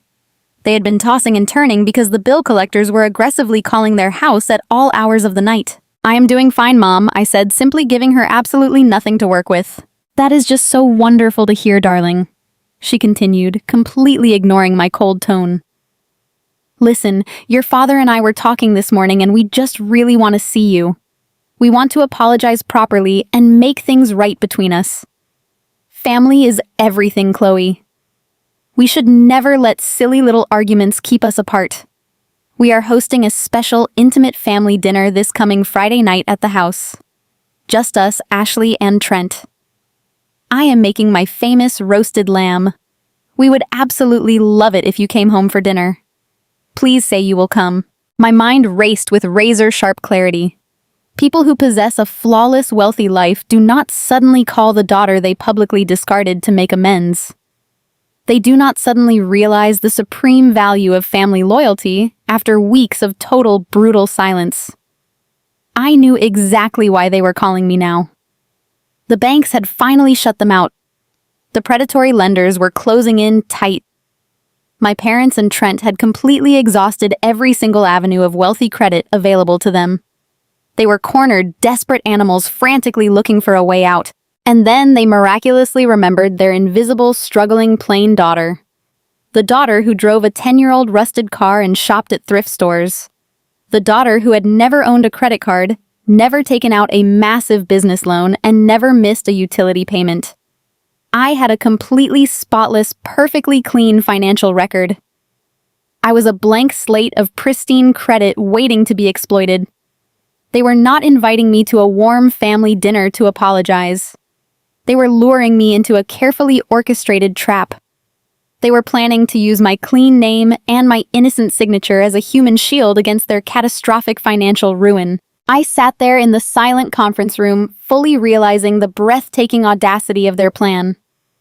They actually believed I was still the same desperate, pathetic girl who would blindly do anything for a single crumb of their toxic affection. They believed I was so starved for their love that I would willingly walk straight into a burning building just because they asked me to. I looked at Thomas Wright. He was watching me with quiet, intense calculation. I placed my hand firmly over the red folder containing their ruined lives. I felt a cold, brilliant smile slowly spread across my face. It was the smile of a woman who finally held all the cards. I would absolutely love to come to dinner on Friday. Mom, I said, matching her artificially sweet tone perfectly. I have really missed you guys too. I will be there at 7. Oh, that is just fantastic news, Chloe. We cannot wait to see you, darling. It will be a wonderful night. She hung up the phone. I slowly lowered the device to the polished table. The trap was officially set. My desperate, drowning family had just confidently baited the hook, fully expecting to catch a weak, gullible fish to save them from their own terrible choices. They had absolutely no idea they were reeling in a massive, unstoppable leviathan. They wanted to use my name to save their fake empire. Instead, I was going to use Friday night to completely and systematically dismantle it. I drove my rusted 10-year-old Honda up the sweeping, perfectly paved driveway of my parents' suburban estate on Friday evening. The grand brick house was lit up brilliantly against the dark winter sky. To anyone driving past, it looked like the ultimate, undeniable symbol of American success. But as I parked my noisy, sputtering car behind Trent, gleaming unpaid for luxury SUV, I saw the house for what it truly was. It was a beautifully painted tombstone sitting directly on top of a mountain of catastrophic rotting debt. I walked up the wide concrete steps and knocked. The heavy oak door swung open, and I was immediately hit by the rich smell of expensive roasted lamb and the suffocating heavy scent of my mother floral perfume. Patricia stood in the grand foyer wearing a modest but incredibly elegant silk blouse. For the very first time in my 32 years of life, my mother actually reached out and pulled me into a tight, lingering hug. The artificial warmth of her physical embrace literally made my skin crawl. "Oh, Chloe, darling," she cooed, stepping back and holding me firmly by the shoulders. "I am so incredibly happy you came home. We have missed you so desperately this past month." Robert walked out of the formal living room, holding a heavy crystal glass of expensive bourbon. He gave me a warm, totally fabricated smile that absolutely did not reach his cold eyes. He even offered to take my damp, faded thrift store winter coat. I watched them perform this sickening, highly rehearsed pantomime of parental love, my mind relentlessly replaying the cold, hard financial documents I had read just 48 hours ago in my lawyer's soundproof office. They were enthusiastically greeting a human ATM machine, not a daughter. I walked into the living room and saw my younger sister Ashley and her husband Trent sitting close together on the pristine white leather sofa. Trent did not sneer at my worn-out work slacks like he usually did. Ashley did not drop a crumpled $20 bill at my feet to humiliate me. Instead, Trent stood up respectfully and offered to pour me a glass of vintage wine, and Ashley patted the empty space right beside her on the couch with a bright, welcoming smile. The sheer level of their united calculating deception was breathtaking. If I had not seen the confidential bank records exposing Trent's massive underground gambling debts and the devastating foreclosure warnings on their custom-built home, I might have actually believed this miraculous family reconciliation was genuine. We eventually moved to the massive mahogany table in the formal dining room. The table was flawlessly set with Patricia finest china heavy silver flatware and tall crystal wine glasses. I sat quietly playing my designated role to absolute perfection. I was the poor, struggling physical therapy receptionist, deeply grateful to be invited back into the wealthy inner circle. I let them aggressively guide the conversation. They asked me mundane, entirely fake questions about my clinic job and my new basement apartment, pretending to care deeply, while carefully and systematically setting the stage for their real agenda. About halfway through the roasted lamb dinner, the lively atmosphere in the room purposefully and drastically shifted. The transition was so smooth and heavily rehearsed that it felt exactly like watching a theatrical play. Robert set his heavy silver fork down onto his expensive china plate and let out a long, shuddering sigh. He reached across the table and gently took Patricia's hand in his own. My mother immediately lowered her head and her thin shoulders began to tremble slightly. Ashley reached for a white linen napkin and dabbed dramatically at her perfectly dry eyes. Trent stared solemnly down at his half-eaten plate, shaking his head in silent sorrow. Chloe. My father began, his deep voice thick with highly manufactured heavy sorrow. We invited you here tonight because we wanted to mend our fractured relationship, yes.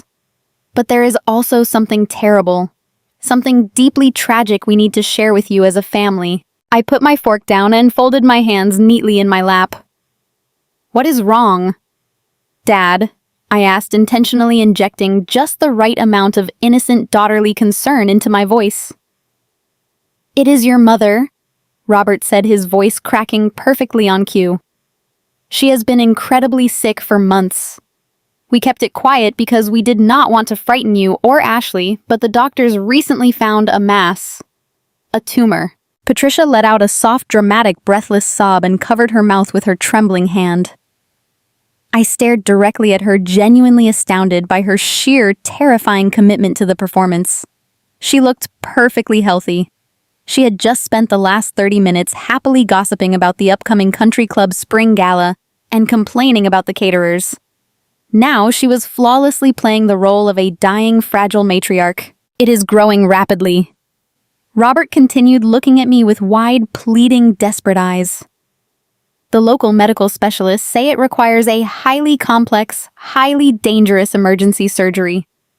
We found a top-tier surgeon in New York who can perform the procedure and save her life, but it is entirely out of network. Our premium health insurance will not cover the massive out-of-network costs or the highly specialized private facility fees. We need to pay entirely upfront in cash to secure the operating room by next Tuesday. I kept my facial expression completely neutral, though my heart was pounding against my ribs with a sickening mix of deep anger and absolute awe. How much is the emergency surgery? I asked quietly. $50,000, Robert said quickly, not missing a single beat. We need exactly $50,000 in liquid cash by Tuesday morning, or she will not survive the month. I looked slowly around the lavish, perfectly decorated dining room, gesturing openly to the expensive crystal and the heavy silver. You and Mom are incredibly wealthy, I said, playing incredibly dumb. You just got back from a luxury resort in Hawaii. Why do you not just write a check to the hospital?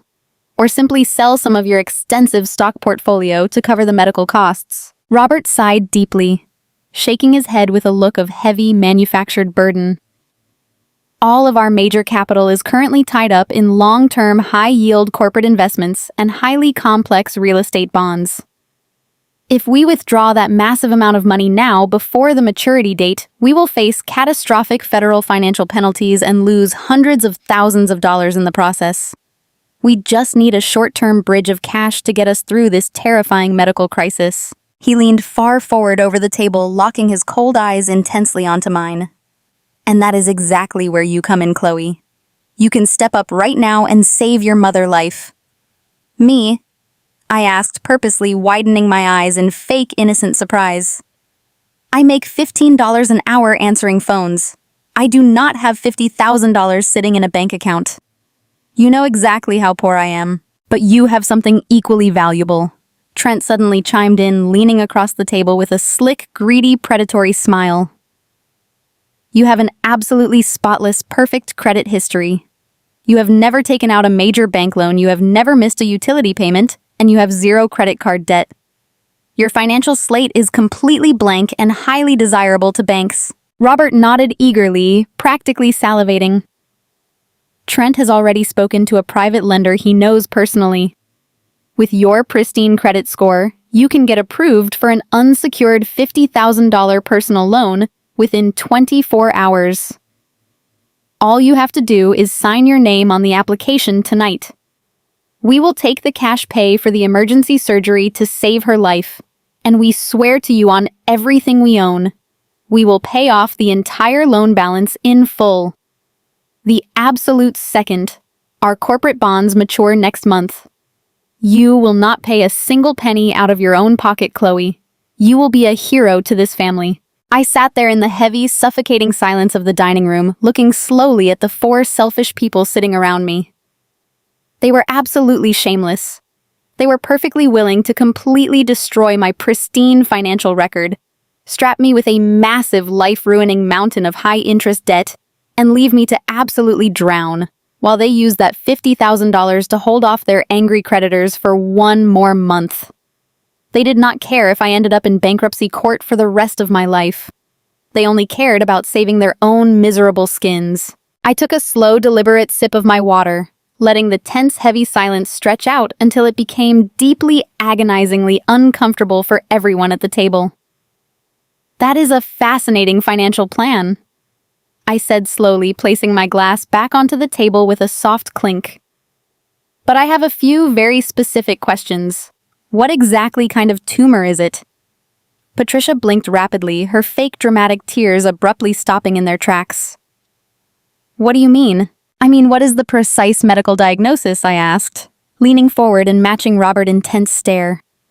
I work at a medical clinic, Mom. I deal with complex insurance claims and hospital transfers every single day of my life. What is the specific diagnostic billing code the New York hospital gave you for this specialized surgery? Robert shifted highly uncomfortably in his expensive chair. That is highly technical medical jargon, Chloe. You do not need to worry your head about the billing codes. We just need the signature on the application. I turned my calm gaze to Trent and Ashley. If Mom is truly dying, why does Trent not take out the personal loan to save her? He is a highly successful corporate vice president, right?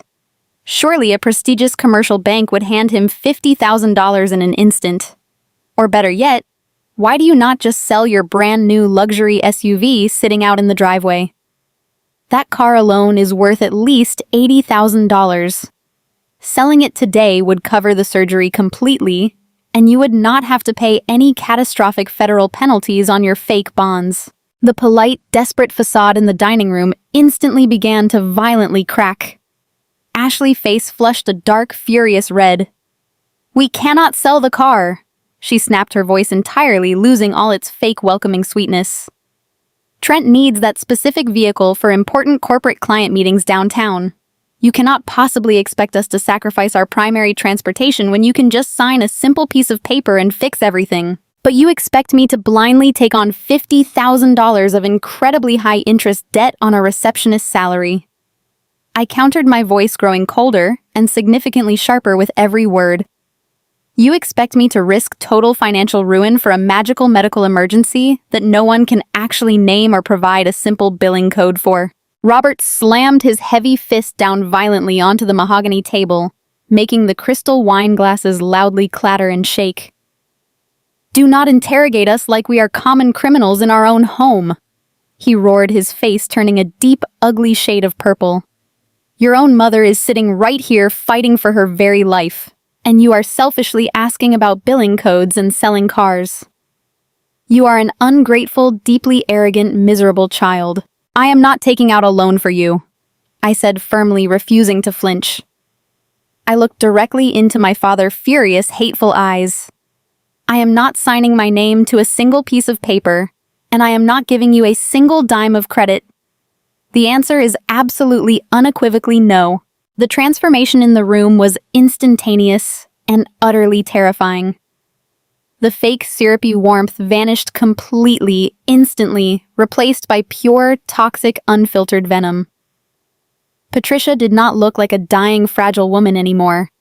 She sat up perfectly straight, her eyes blazing with intense, burning hatred. I told you she was a worthless waste of time, Patricia spat viciously, glaring directly at Robert. I told you bringing her here tonight was a massive mistake. She has always been a selfish, greedy, miserable little failure who only cares about herself. Ashley stood up abruptly from the table, throwing her white linen napkin down onto her plate, with a furious, dramatic gesture. You are a cold-blooded killer. Chloe. Ashley screamed, pointing a perfectly manicured, shaking finger directly at my face.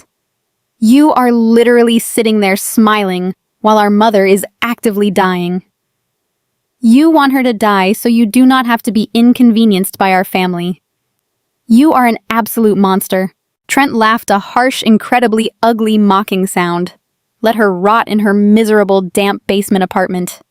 She will be answering phones for minimum wage until the day she dies. She is entirely useless to us. Robert stood up slowly, towering over the dining table, with his broad chest heaving heavily with raw, unchecked rage. He looked at me with a level of pure, unadulterated malice that made the air in the room feel incredibly suffocating. If you walk out that front door tonight without signing those loan papers, you are dead to this family forever. Robert snarled, his deep voice shaking the glass chandelier above our heads. I will completely disown you. And I will not just stop there. I will go to the community church on Sunday morning, and I will stand up in front of the entire congregation, and I will tell every single person in this town exactly what you did tonight. I will tell them that when your own mother was begging on her hands and knees for her life, you coldly, heartlessly refused to help her. I will completely destroy your public reputation. You will not be able to walk down the street in this town without people spitting on the ground you walk on. You will be universally known as the disgusting evil daughter who gladly left her own mother to die. I sat perfectly still in my chair, absorbing the sheer, breathtaking evil of his threat. He was fully prepared to systematically destroy my entire life and my public reputation over a fake medical emergency that did not even exist. He was absolutely willing to paint me as a literal murderer, just to save himself from the terrible financial consequences of his own massive debts. I slowly stood up from the table. I looked at Patricia. Fake furious face at Ashley. Hateful screaming glare at Trent. Arrogant sneer. And finally at Robert Purple's screaming rage. They were completely cornered, utterly desperate, and wildly dangerous.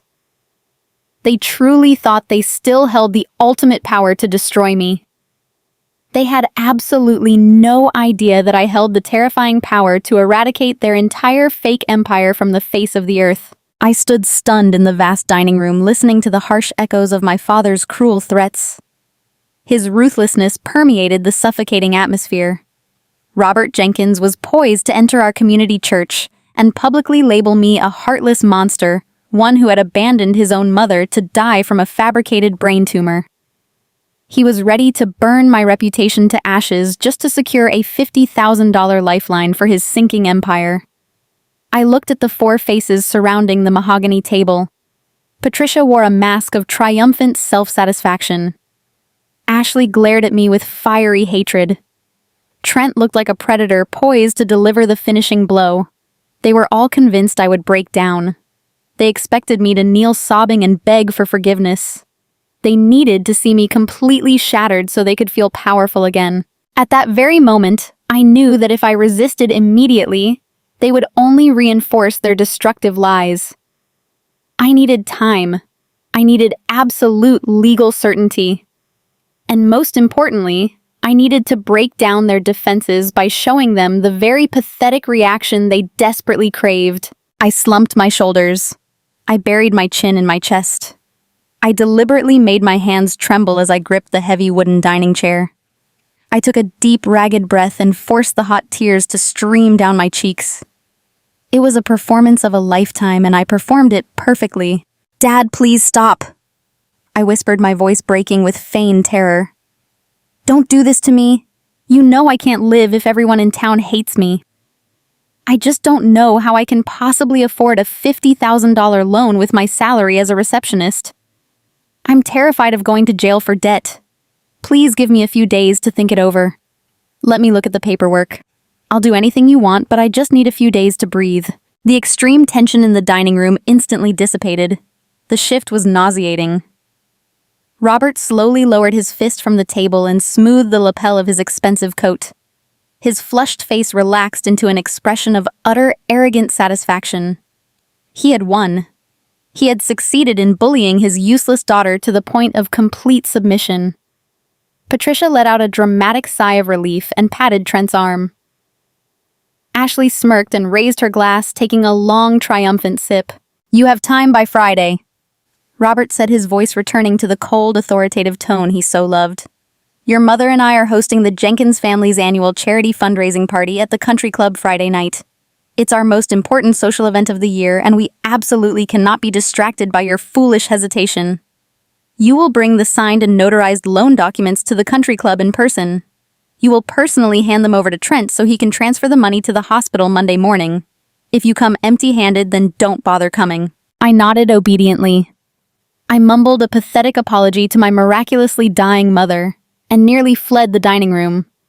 I grabbed my damp secondhand coat from the hallway and dashed out the heavy oak door. I lowered my head as I walked down the long cobblestone driveway, maintaining the illusion of a desperate and defeated woman, until I was safely seated in my rusty 10-year-old Honda. The moment the car door slammed shut, the tears instantly vanished. My trembling hands became perfectly steady. I looked back at the brightly lit windows of the massive brick mansion, and a cold, calculating smile appeared on my lips. They truly believed they had just trapped a weak little rabbit. They had no idea they had willingly locked themselves in the same cage as a hungry wolf. The next morning, I sat in the spotless, glass-walled office of lawyer Thomas Wright. The morning sun shone down on the gleaming conference table as I recounted the disgusting details of the previous evening. I told him about the fabricated tumor, the fake emergency surgery, and my father's vicious threats to ruin my reputation at church. Thomas was a seasoned legal expert who had witnessed corporate greed for decades, but even he was visibly disgusted by the utter depravity of their extortion scheme. "They want $50,000 by Friday," Thomas said, leaning back in his leather chair and interlacing his fingers. "They're desperate, Chloe. The creditors must be breathing down Trent's neck for them to dare. Trying such a reckless and legally dangerous maneuver. I don't just want to expose their lies," I said, my voice completely devoid of emotion.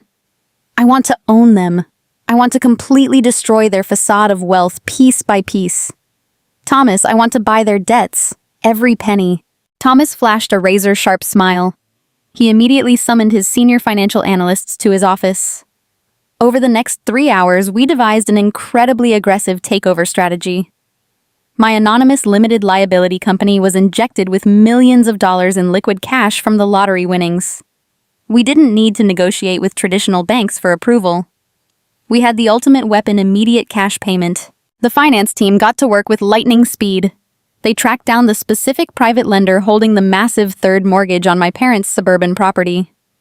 This lender was preparing a ruthless foreclosure lawsuit because Robert Jenkins had been 6 consecutive times late on payments. Thomas approached the lender anonymously through a corporate buyer. He offered to buy the bad mortgage portfolio for a cash payment above market value, completing the transaction within 24 hours. The lender was thrilled to get rid of the bad debt and avoid the costly, lengthy legal process of a foreclosure. Within 2 days, my anonymous LLC legally owned the very roof over my parents' heads. If they were one more time late on a payment, I had the legal right to evict them from that perfect brick mansion. But I didn't stop there. Trent Sterling needed special attention. The arrogant vice president of the corporation mocked my minimum wage job while secretly squandering his entire future on gambling. Thomas dispatched a private financial investigator to track down shady online lenders and aggressive debt collectors hunting Trent. It turned out Trent had borrowed heavily from subprime lenders who specialized in exploitative interest rates. These organizations were ruthless yet easily swayed by immediate cash payments. Using my anonymous corporate shield, Thomas systematically acquired Trent's overdue personal loans and defaulted credit lines. By Thursday afternoon, a thick manila-style file sat prominently on the custom-made marble countertop in my luxurious penthouse kitchen. Inside were legally binding sales contracts and debt transfer notices. I poured myself a cup of hot tea and stood looking out through the enormous soundproof windows, gazing at the dazzling Chicago skyline. I had done it. Now I was the primary and sole creditor of the entire Jenkins family. I owned my father's failing business loans. I owned the heavily leveraged mortgage on their beautiful house. I owned Trent's disastrous gambling debts. Literally, I owned their entire facade of wealth. And they still believed I was a pathetic receptionist struggling to secure a $50,000 personal loan to save her dying mother. As I sipped my tea, my cheap prepaid phone vibrated violently on the kitchen counter. It was a text message from Patricia. Her tone was sickeningly sweet and casually commanding. "Honey, don't forget the charity fundraising party tomorrow night at the country club. We're expecting over 200 of the city's most affluent families. Wear the nicest dress you can find at your favorite thrift stores. And remember to bring the signed papers for Trent. The whole family is counting on you to save Mom's life. See you at 7. I read the message and actually burst out laughing. The sheer hypocrisy of this situation was almost too perfect to believe. My parents were drowning in millions of dollars in rotten debt. To put it bluntly, they were just days away from losing their house. My mother was allegedly dying from a brain tumor requiring an emergency $50,000 surgery. And yet they were enthusiastically holding a lavish and expensive charity fundraising party at the state's most prestigious private country club. They're splashing out tens of thousands of dollars on imported champagne, professional string quartets, and high-end catering just to show off to the local elite and pretend they're still wealthy philanthropists. They're more concerned with maintaining their false status in front of other wealthy people than with actually caring about themselves. It was all for their own financial survival. It was a terrifying display of extreme megalomania. They wanted to exploit the glamorous, crowded atmosphere of the charity event to trap me. They knew I hated drawing attention to myself. They calculated that if they demanded the signed loan documents amidst a large-scale high society event, I would be too frightened and flustered to cause trouble. They thought the glittering chandeliers and wealthy guests would force me into silent submission. They wanted me to quietly hand over my financial future, while they smiled and posed for social photographers. I typed a short, quick reply to my mother. "I'll be there, Mom. I have all the paperwork ready." Friday night arrived with a biting wind sweeping across the frozen lake. I stood in the enormous dressing room of the penthouse, admiring the rows of expensive, custom-made designer clothes I'd recently acquired. My hand brushed over a stunning emerald silk dress that cost more than my old car, but I completely ignored it. Tonight wasn't the time to transform into a glamorous, wealthy, high-society lady. Tonight was the time to maintain this spectacular deception until the very last moment. I pulled out a pair of worn black trousers and a simple faded gray sweater. I brushed my hair back into a neat, practical ponytail. I slipped on my worn winter boots. I looked in the large mirror. I looked exactly like the exhausted, resigned medical receptionist they were expecting. But clutched under my arm wasn't the $50,000 personal loan application. It was a thick, heavy manila file containing the legal and brutal destruction of the Jenkins family empire. I drove my rusty, noisy Honda toward the sprawling, opulent grounds of the private country club. The winding entrance was lined with giant, ancient oak trees strung with shimmering white fairy lights. As I approached the magnificent entrance, I saw a long line of gleaming black luxury cars waiting for free parking. Wealthy couples emerged in tailored tuxedos and sparkling diamond jewelry. Parking attendants bustled about, opening and closing doors with professional skill and composure. I drove my dilapidated old car straight to the front of the line. The young parking attendant in his striking red vest stared at my rusty car with unconcealed alarm. He hesitated, clearly wondering if I was lost or delivering something to the kitchen. I rolled down the window and smiled politely. "I'm here for the Jenkins family's charity party," I said, handing him the silver key. I stepped outside, embracing the chilly night air. The country club's massive double doors swung open, releasing warmth and the sounds of elegant classical music. I clutched the manila file to my chest. My heart was perfectly still. My hands were perfectly steady. I ascended the wide carpeted steps, leaving my dilapidated car behind. I was walking straight into the glittering heart of their artificial perfect world. They wanted a dramatic spectacle to save their dying empire, and I was finally ready to deliver the grandest ending. That gilded facade was about to crumble, and I was the one wielding the hammer.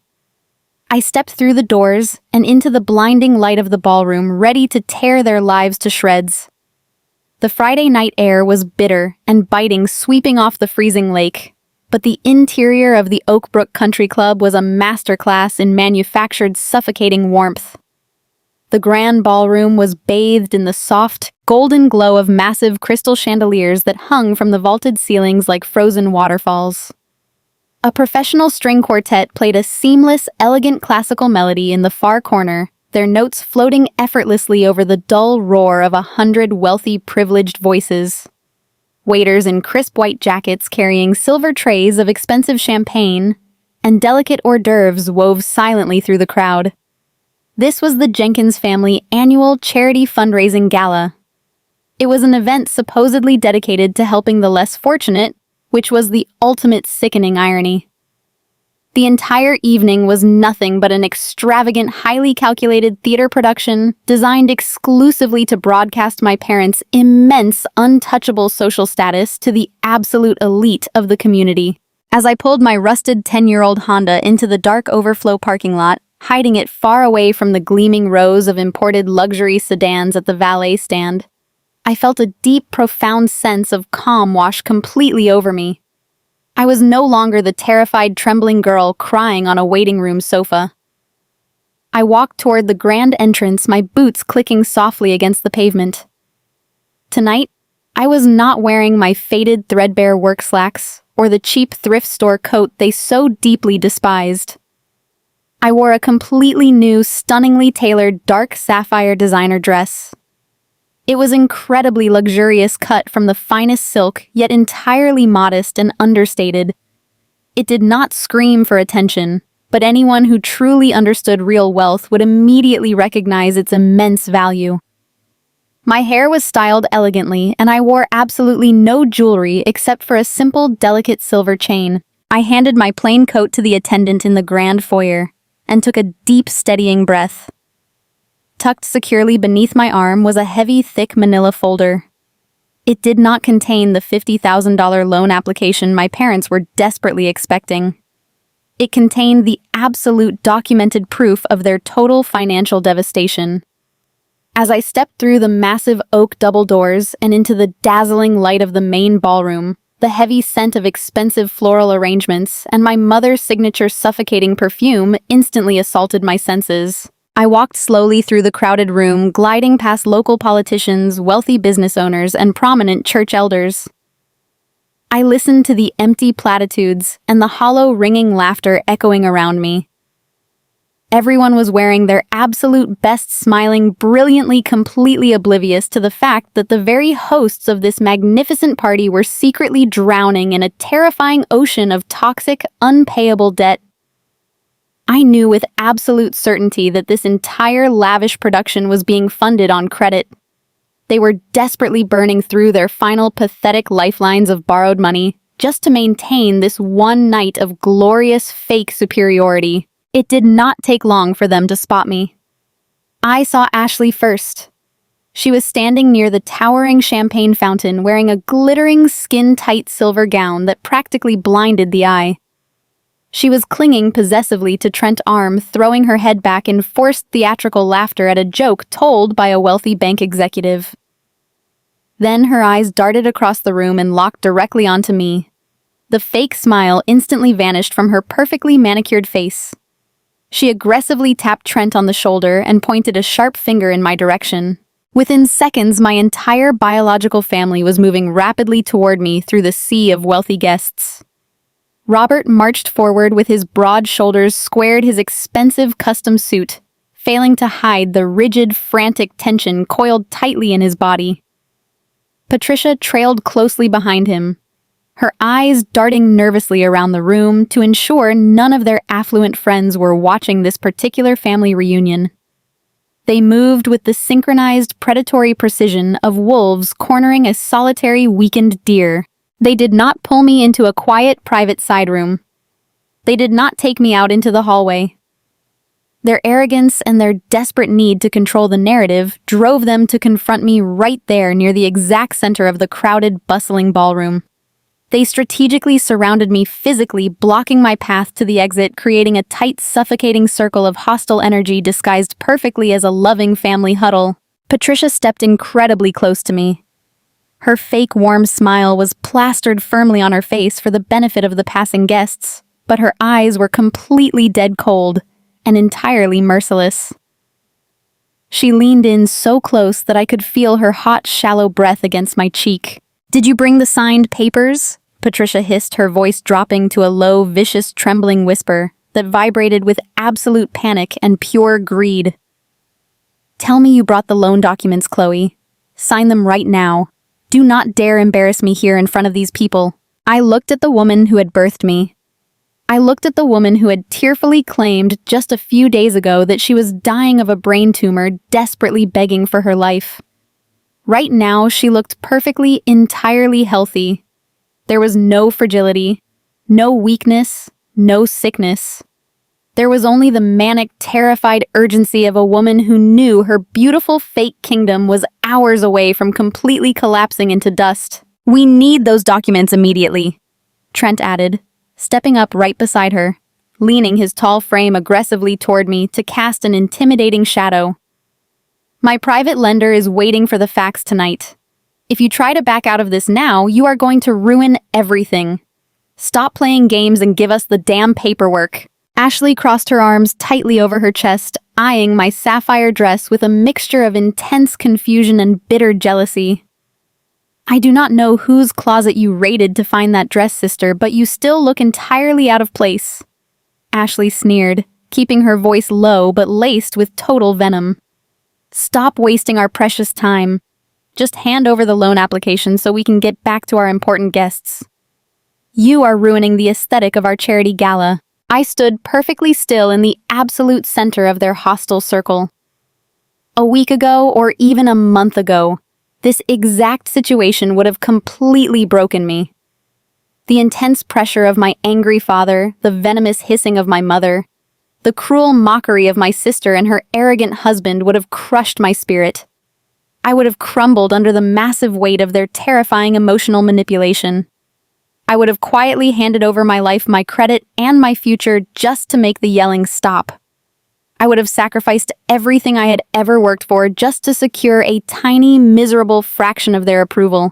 But as I stood there in the warm, golden light of the country club ballroom, I felt absolutely nothing but a profound, icy calm.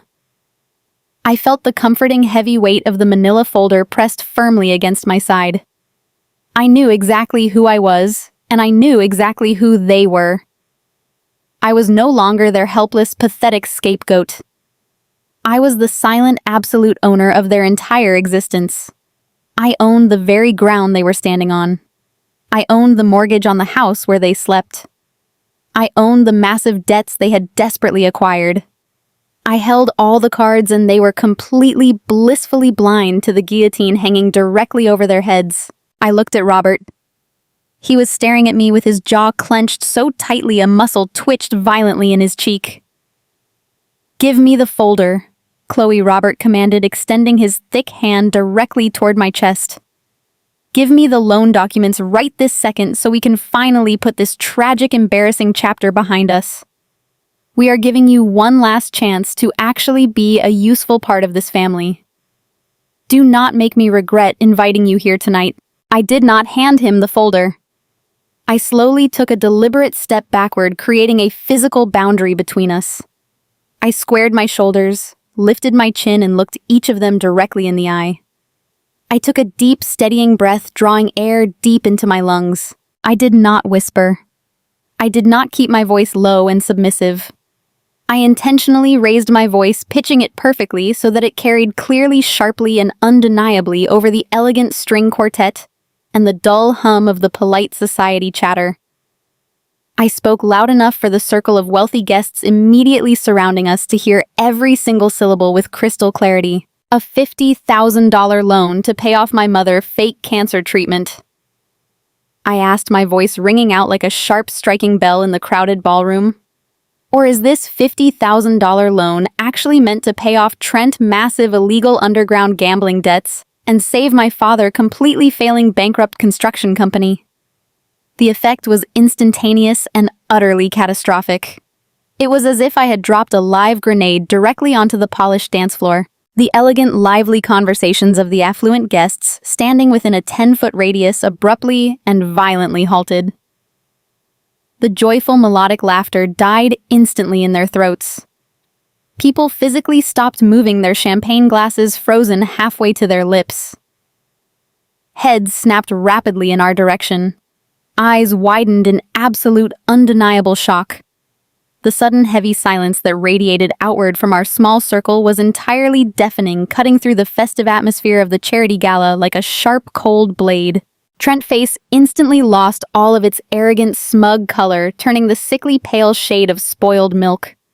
He physically stumbled backward, his mouth opening and closing like a suffocating fish, completely unable to form a single coherent word of defense. Ashley let out a short, horrified gasp, her hands flying up to cover her mouth as she looked frantically around at the staring faces of her wealthy friends, realizing in real time that her perfect, pristine social image was completely unraveling in front of her very eyes. Patricia's entire body went perfectly, terrifyingly rigid. The color drained completely from her cheeks, leaving her looking remarkably like a wax statue. Her eyes were wide with pure, unadulterated terror. She had spent decades meticulously crafting the flawless illusion of the wealthy philanthropic Jenkins family, and with one single loud sentence I had taken a sledgehammer to the very foundation of her entire life. She looked wildly from me to the shocked faces of the surrounding country club members, realizing that the horrific truth was finally undeniably out in the open air. But it was Robert's reaction that was the most volatile. My father's face turned a dark, explosive, dangerous shade of purple. The veins in his thick neck bulged prominently against his tight, expensive silk collar. He took a massive, aggressive step toward me, his hands clenching into tight, violent fists at his sides. He was absolutely shaking with raw, unchecked, humiliating rage. He opened his mouth, drawing in a massive breath, ready to unleash a terrifying, deafening roar to desperately cover up the devastating truth and regain control of the crumbling narrative. Before Robert could unleash the massive, terrifying roar, he was pulling into his lungs to cover up my devastating question. The heavy oak doors of the grand ballroom swung open with a resounding thud. The sudden noise echoed through the silent room, making dozens of wealthy guests turn their heads in surprise. Walking through those doors with the quiet, undeniable authority of a man who controlled the fates of massive corporations was my attorney, Thomas Wright. He wore a perfectly tailored charcoal suit, and his expression was as hard and unforgiving as solid granite. He carried a thick, heavy black leather briefcase in his right hand. The crowd of elite socialites instinctively parted for him, sensing the immense legal and financial power radiating from his every step. Thomas walked directly to my side and stood shoulder to shoulder with me, creating a united, impenetrable front against my biological family. He did not introduce himself to my father. He did not offer a polite greeting to my mother. He simply set his heavy leather briefcase down onto a nearby cocktail table, unlatched the brass locks, and pulled out a stack of incredibly thick official legal files bound in thick red tape. Robert stared at Thomas with a mixture of intense confusion and rising panic. He demanded to know who this man was and what he was doing interrupting their private family charity gala. Patricia clutched her pearl necklace, her chest heaving as she struggled to maintain her fragile composure in front of her staring country club friends. Trent took another step backward, his eyes darting frantically toward the legal files Thomas had just placed on the table. Trent knew exactly what debt collection files looked like, and he could clearly see the logo of his underground lenders stamped on the top page. I ignored my father's completely. I slowly reached into my modest, dark, sapphire designer dress bag, and my fingers wrapped around the smooth wood of a sleek mahogany frame I had brought with me. I pulled the frame out into the warm, golden light of the crystal chandeliers. Displayed securely behind the pristine glass was a high-quality color copy of a small, flimsy thermal paper lottery ticket. Placed right next to it in the same beautiful frame was a heavy document bearing the official embossed gold seal of the State Lottery Commission and the legal trust certificate confirming my absolute sole ownership of an anonymous limited liability company. I held the mahogany frame up so my parents could see it clearly. I watched their eyes scan the numbers printed on the copy of the ticket, and then I watched them read the bold black print of the trust certificate. The confusion on their faces slowly morphed into a profound, terrifying realization. A few months ago, I stood on your beautiful front porch in the freezing, pouring rain. I said, my voice perfectly calm and steady, carrying across the dead silent ballroom. I was completely exhausted. I was wearing shoes with holes in the soles. I was facing an immediate brutal eviction because my apartment building had been sold to corporate developers. I knelt before you and I desperately begged my own family for a tiny bridge loan of $900 just to keep myself from sleeping on the wet winter streets. I looked directly at Patricia. I reminded her how she had loudly called me a pathetic failure in front of her friends. I turned my eyes to Trent and reminded him how he had laughed in my face and told me to manage my little receptionist's salary better. I looked at Ashley and described how she had cruelly dropped a crumpled $20 bill at my wet boots and told me to go buy a cup of coffee while they talked about real business. Every single guest in the ballroom was hanging on my every word. The wealthy elite of the city were staring at my parents with pure, undisguised, absolute disgust. The beautiful philanthropic image the Jenkins family had spent decades building was being completely burned to the ground right in front of their eyes. But here is the most incredible part of that entire freezing night. I continued holding the frame ticket higher. While you were mercilessly mocking my poverty and throwing me away like garbage, I had my hand tucked tightly inside my cheap winter coat pocket. And inside that pocket, my freezing fingers were wrapped around this exact lottery ticket. I was holding a winning ticket worth exactly $18 million. A massive collective gasp rippled violently through the crowd of hundreds of guests. Several women physically covered their mouths in profound shock. The entire ballroom seemed to sway with the sheer magnitude of the revelation. Ashley let out a strangled, high-pitched squeak. Her eyes were practically bulging out of her head as she stared at the official state seal on the trust certificate. Patricia began to shake uncontrollably, her knees buckling slightly as the horrifying reality of what she had thrown away crashed down upon her. $18 million. The words seemed to physically strike my mother in the chest. I did not need your $900 that night, I said, my voice dropping to a sharp, piercing tone. I already had more money than this entire family combined. I just wanted to see if my own parents really considered me their daughter. I wanted to give you one final, desperate chance to show me even a single ounce of basic human decency. And your answer was for me to go away and solve it myself. Robert's face was completely drained of blood. He looked like a man who had just been sentenced to a lifetime in a maximum security prison. He opened his mouth and tried to speak. He tried to stammer out an apology. He tried to say he had no idea, but his vocal cords completely failed him. You told me to sort it out myself, Dad, I said, looking at him with absolute freezing contempt. You told me not to bring shame to this family anymore and to deal with my own miserable life. So I did exactly what you told me to do. I sorted it out myself. I turned slightly and motioned toward the thick red legal files resting on the cocktail table next to Thomas. The anonymous limited liability company that recently bought out the massive commercial debt on your failing construction materials company is my company, I declared. The aggressive private investment firm that just purchased the third mortgage on your heavily leveraged suburban estate is my firm. And the corporate entity that recently acquired every single one of Trent's massive illegal underground gambling debts is entirely controlled by me. Trent let out a loud, pathetic whimper. The wealthy bank executives he had been trying so desperately to impress all evening literally turned their backs on him, stepping away as if he were carrying a highly contagious disease. He was completely exposed as a desperate broke fraud.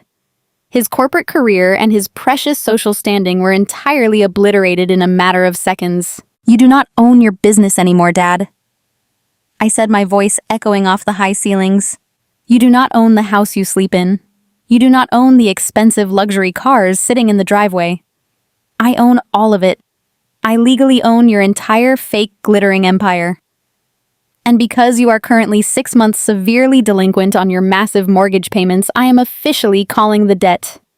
You have exactly 30 days to move all of your belongings out of my house before my legal team initiates a brutal, unyielding foreclosure and physical eviction." The immediate aftermath was a scene of absolute catastrophic destruction. Patricia let out a loud, horrific wail that sounded like an animal in severe pain. Her legs completely gave out beneath her, and she collapsed directly onto the polished hardwood floor. Her expensive designer dress bunched up around her as she wept, hysterically sobbing into her hands. She reached out toward me, begging me to forgive her, screaming that she was so incredibly sorry, and that she loved me more than anything. But her apologies were completely empty. She only loved the $18 million she had foolishly driven away. Ashley completely lost her mind, the pristine golden child entirely shattered under the weight of her impending poverty. She fell to her knees next to Patricia, crying loudly and violently. Her heavy, expensive makeup ran down her face in dark, ugly streaks. She screamed at Trent, hitting him weakly on the shoulder, demanding to know how he could have secretly gambled away her entire future. She wailed that she did not want to lose her custom-built home, and that she could not survive being poor. The beautiful, flawless image she had projected just 10 minutes ago was entirely gone, replaced by a screaming, pathetic child throwing a massive tantrum on the floor of a country club. Robert did not move. He stood completely frozen, his shoulders entirely slumped, staring blankly at the floor. The proud, arrogant patriarch of the Jenkins family was entirely broken. He had prioritized his public image above his own daughter, and now he had absolutely neither. The wealthy elite guests were already whispering furiously to one another, pulling out their phones to share the scandalous news of the Jenkins family total bankruptcy and ultimate humiliation. No one stepped forward to help my parents up from the floor. No one offered them a single word of comfort. They were universally, instantly cast out of the high society they had worshipped for decades. I did not feel a single drop of pity for them. I felt a profound, incredible sense of absolute freedom. The heavy, toxic chains of their emotional manipulation had been permanently shattered. I turned to Thomas and gave him a small, firm nod. We gathered the legal files, leaving the mahogany-framed lottery ticket resting perfectly on the cocktail table as a permanent, beautiful reminder of exactly what they had lost. I walked completely away from them. I walked slowly and gracefully across the grand ballroom, feeling the respectful, awed gaze of hundreds of people following my every step. I pushed open the massive oak double doors and stepped back out into the cool, refreshing winter night. The freezing air filled my lungs, and I had never felt more incredibly alive.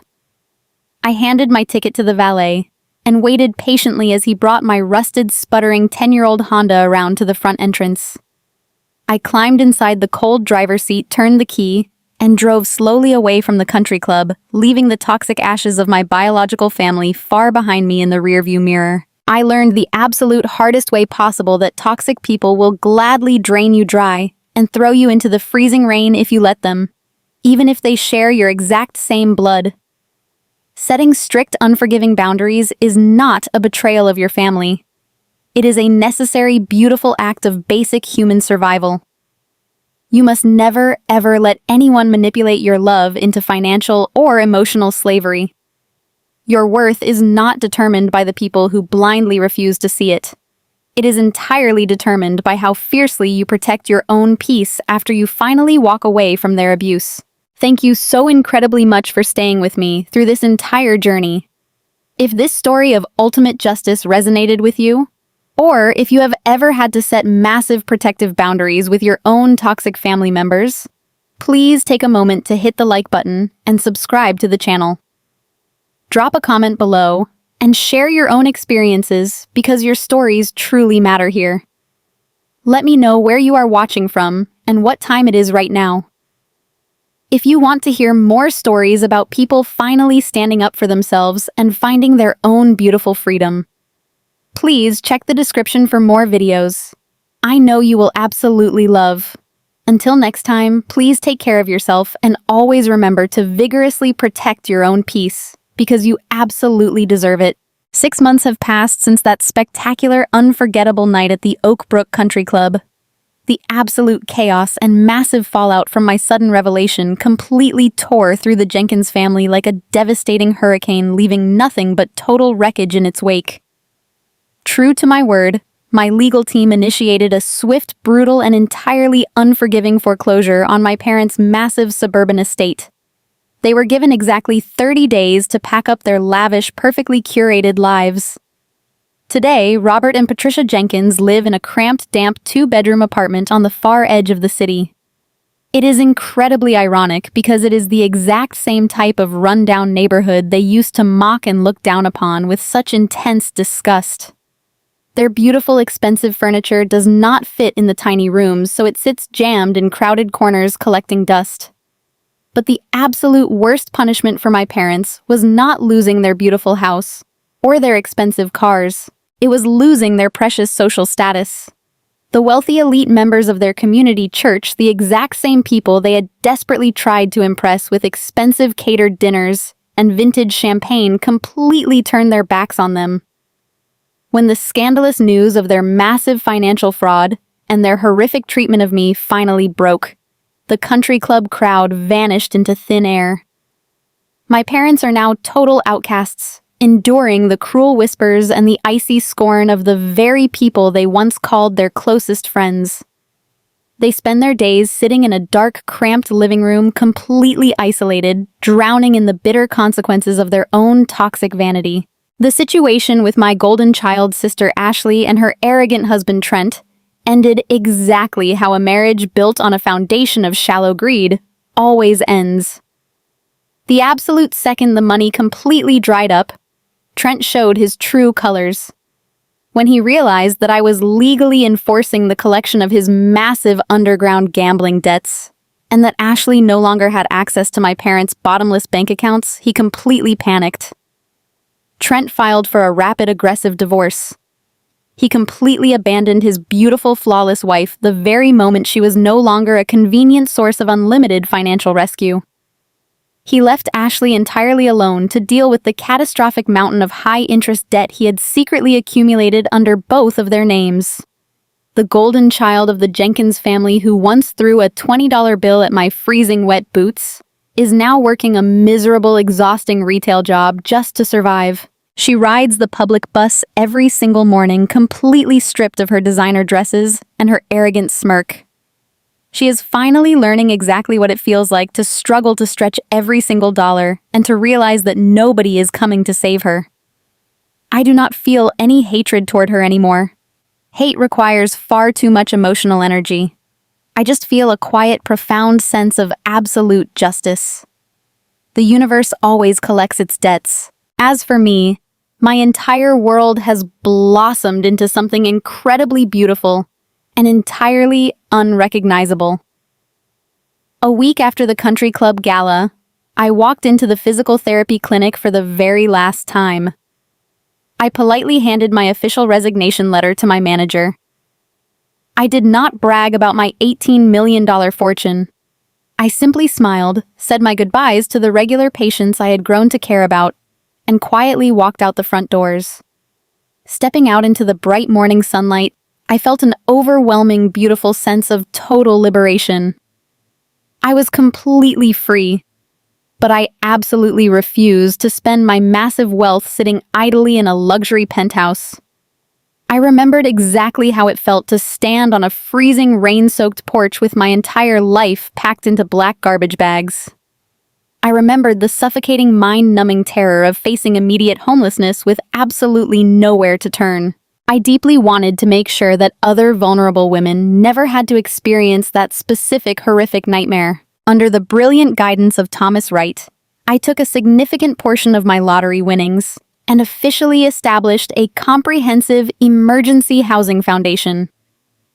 We purchased safely located, well-maintained apartment buildings across the city and convert them into beautiful, fully furnished transition homes for single women and low-income workers who are facing sudden, devastating evictions. We do not just provide a warm, safe roof over their heads. We completely fund emergency security deposits we cover first and last month rent, and we provide free professional financial counseling to help these incredibly hardworking women build their own permanent stability. Every single day, I go to work at the foundation office. I personally meet with women who are crying tears of absolute exhaustion and total despair. And I have the immense, incredible privilege of telling them that they are safe now. I look into their eyes and tell them that they will not be sleeping on the streets tonight. When I see the heavy, suffocating weight of poverty instantly lift from their tired shoulders, it is a feeling of pure, unmatched joy that money alone could never possibly buy. For the very first time in my entire 32 years of life, I finally feel like I truly belong somewhere. I am surrounded by a community of strong, resilient people who value me for my heart and my actions, not for the balance in my bank account. I learned the absolute hardest way possible that love should never be a financial transaction. If your own family only values you when you are convenient, invisible, or easily exploited, then they are not truly your family. They are just toxic people who happen to share your blood. Setting strict, unforgiving boundaries with toxic relatives is not an act of cruelty or revenge. It is a necessary, beautiful act of radical self-love and basic human survival. You do not owe your peace of mind to anyone who gladly watched you drown. You absolutely deserve to be surrounded by people who celebrate your light, instead of constantly trying to push you into the dark shadows. Your worth is not determined by the people who blindly refuse to see it. Your worth is determined entirely by what you choose to build after you finally walk away from their abuse. Thank you so incredibly much for staying with me until the very end of this journey. If my story resonated with your heart, or if you have ever had to set massive protective boundaries with your own toxic family members, please take a quick moment to hit the like button and subscribe to the channel. It truly helps these stories reach the people who desperately need to hear them today. Drop a comment below and share your own experiences because your stories matter so much to this community. Please let me know where you are watching from and what time it is there right now. I read every single one of your comments. If you want to hear more stories about people finding their power and claiming their beautiful freedom, please check the description below for more videos. I know you will absolutely love. Until next time, please take care of yourself and always vigorously protect your peace, because you absolutely deserve it. I spend a lot of time now deeply reflecting on the true meaning of the word family. For 32 years of my life, I genuinely believed that sharing a biological bloodline meant you owed someone your absolute and unconditional loyalty. We are taught from a very young age by society that family is absolutely everything. Society constantly tells us that we must forgive our parents no matter what terrible things they do, simply because they brought us into this world. But I have learned the absolute hardest way possible that blood ties do not automatically make a family. Blood is simply a biological accident of birth. True family is built on a solid, unbreakable foundation of mutual respect, unwavering support, and genuine, unconditional love. It is about the people who willingly stand by your side when the darkest storm hits, not the people who eagerly push you out into the freezing rain and lock the heavy door securely behind you. My biological parents and my sister never truly saw me as a human being with my own hopes and dreams. They saw me entirely as a useful tool. They saw me as a convenient scapegoat and a human bank account designed exclusively to fund their shallow, glittering illusions of grandeur. Realizing that painful, devastating truth was the most difficult emotional hurdle of my entire life. It literally feels like a physical death when you finally accept that the people who were supposed to love you unconditionally are completely incapable of loving you at all. But in the center of that profound grief, I found an incredible, undeniable, and fierce strength. I want to talk to you directly about boundaries. For a very long time, I thought that setting boundaries made me a cruel, ungrateful daughter. I carried a massive, heavy burden of misplaced toxic guilt every single time I even thought about trying to say no to them. But I am here to tell you that setting boundaries is not an act of cruelty. It is not an act of revenge, or malice, or anger. Setting strict, unforgiving boundaries is the only way to effectively save yourself from drowning in someone else's toxic ocean. It is a necessary, beautiful act of radical self-love and basic human survival. You do not owe your precious peace of mind to anyone who gladly watched you suffer and struggle. You do not owe your hard-earned stability to people who would eagerly bankrupt your future just to maintain their flawless country club aesthetic. Walking away from my toxic family was the single most terrifying thing I have ever done, but it was also the absolute best decision of my entire existence. The very day I stopped shrinking myself to fit into their distorted view of me was the day I actually started living. People often ask me if I regret the way things happened at the end. They ask if I secretly wish I had a normal, loving relationship with my parents and my sister. Of course, a small part of me wishes I had been born into a warm family that simply valued me for who I am. But I absolutely do not regret the rejection. In fact, I now look back and see their cruel, heartless rejection as the absolute greatest gift I have ever received in my entire life. Sometimes the most painful rejection is the exact necessary catalyst you need to finally realize your own true, magnificent worth. If they had not pushed me to the absolute brink of despair, if they had not treated me with such breathtaking, calculated cruelty, I might have spent the rest of my life quietly and miserably serving them. I might have spent my entire existence as a timid, underpaid clinic receptionist, desperately seeking a tiny crumb of validation from people whose hearts were entirely hollow and consumed by greed.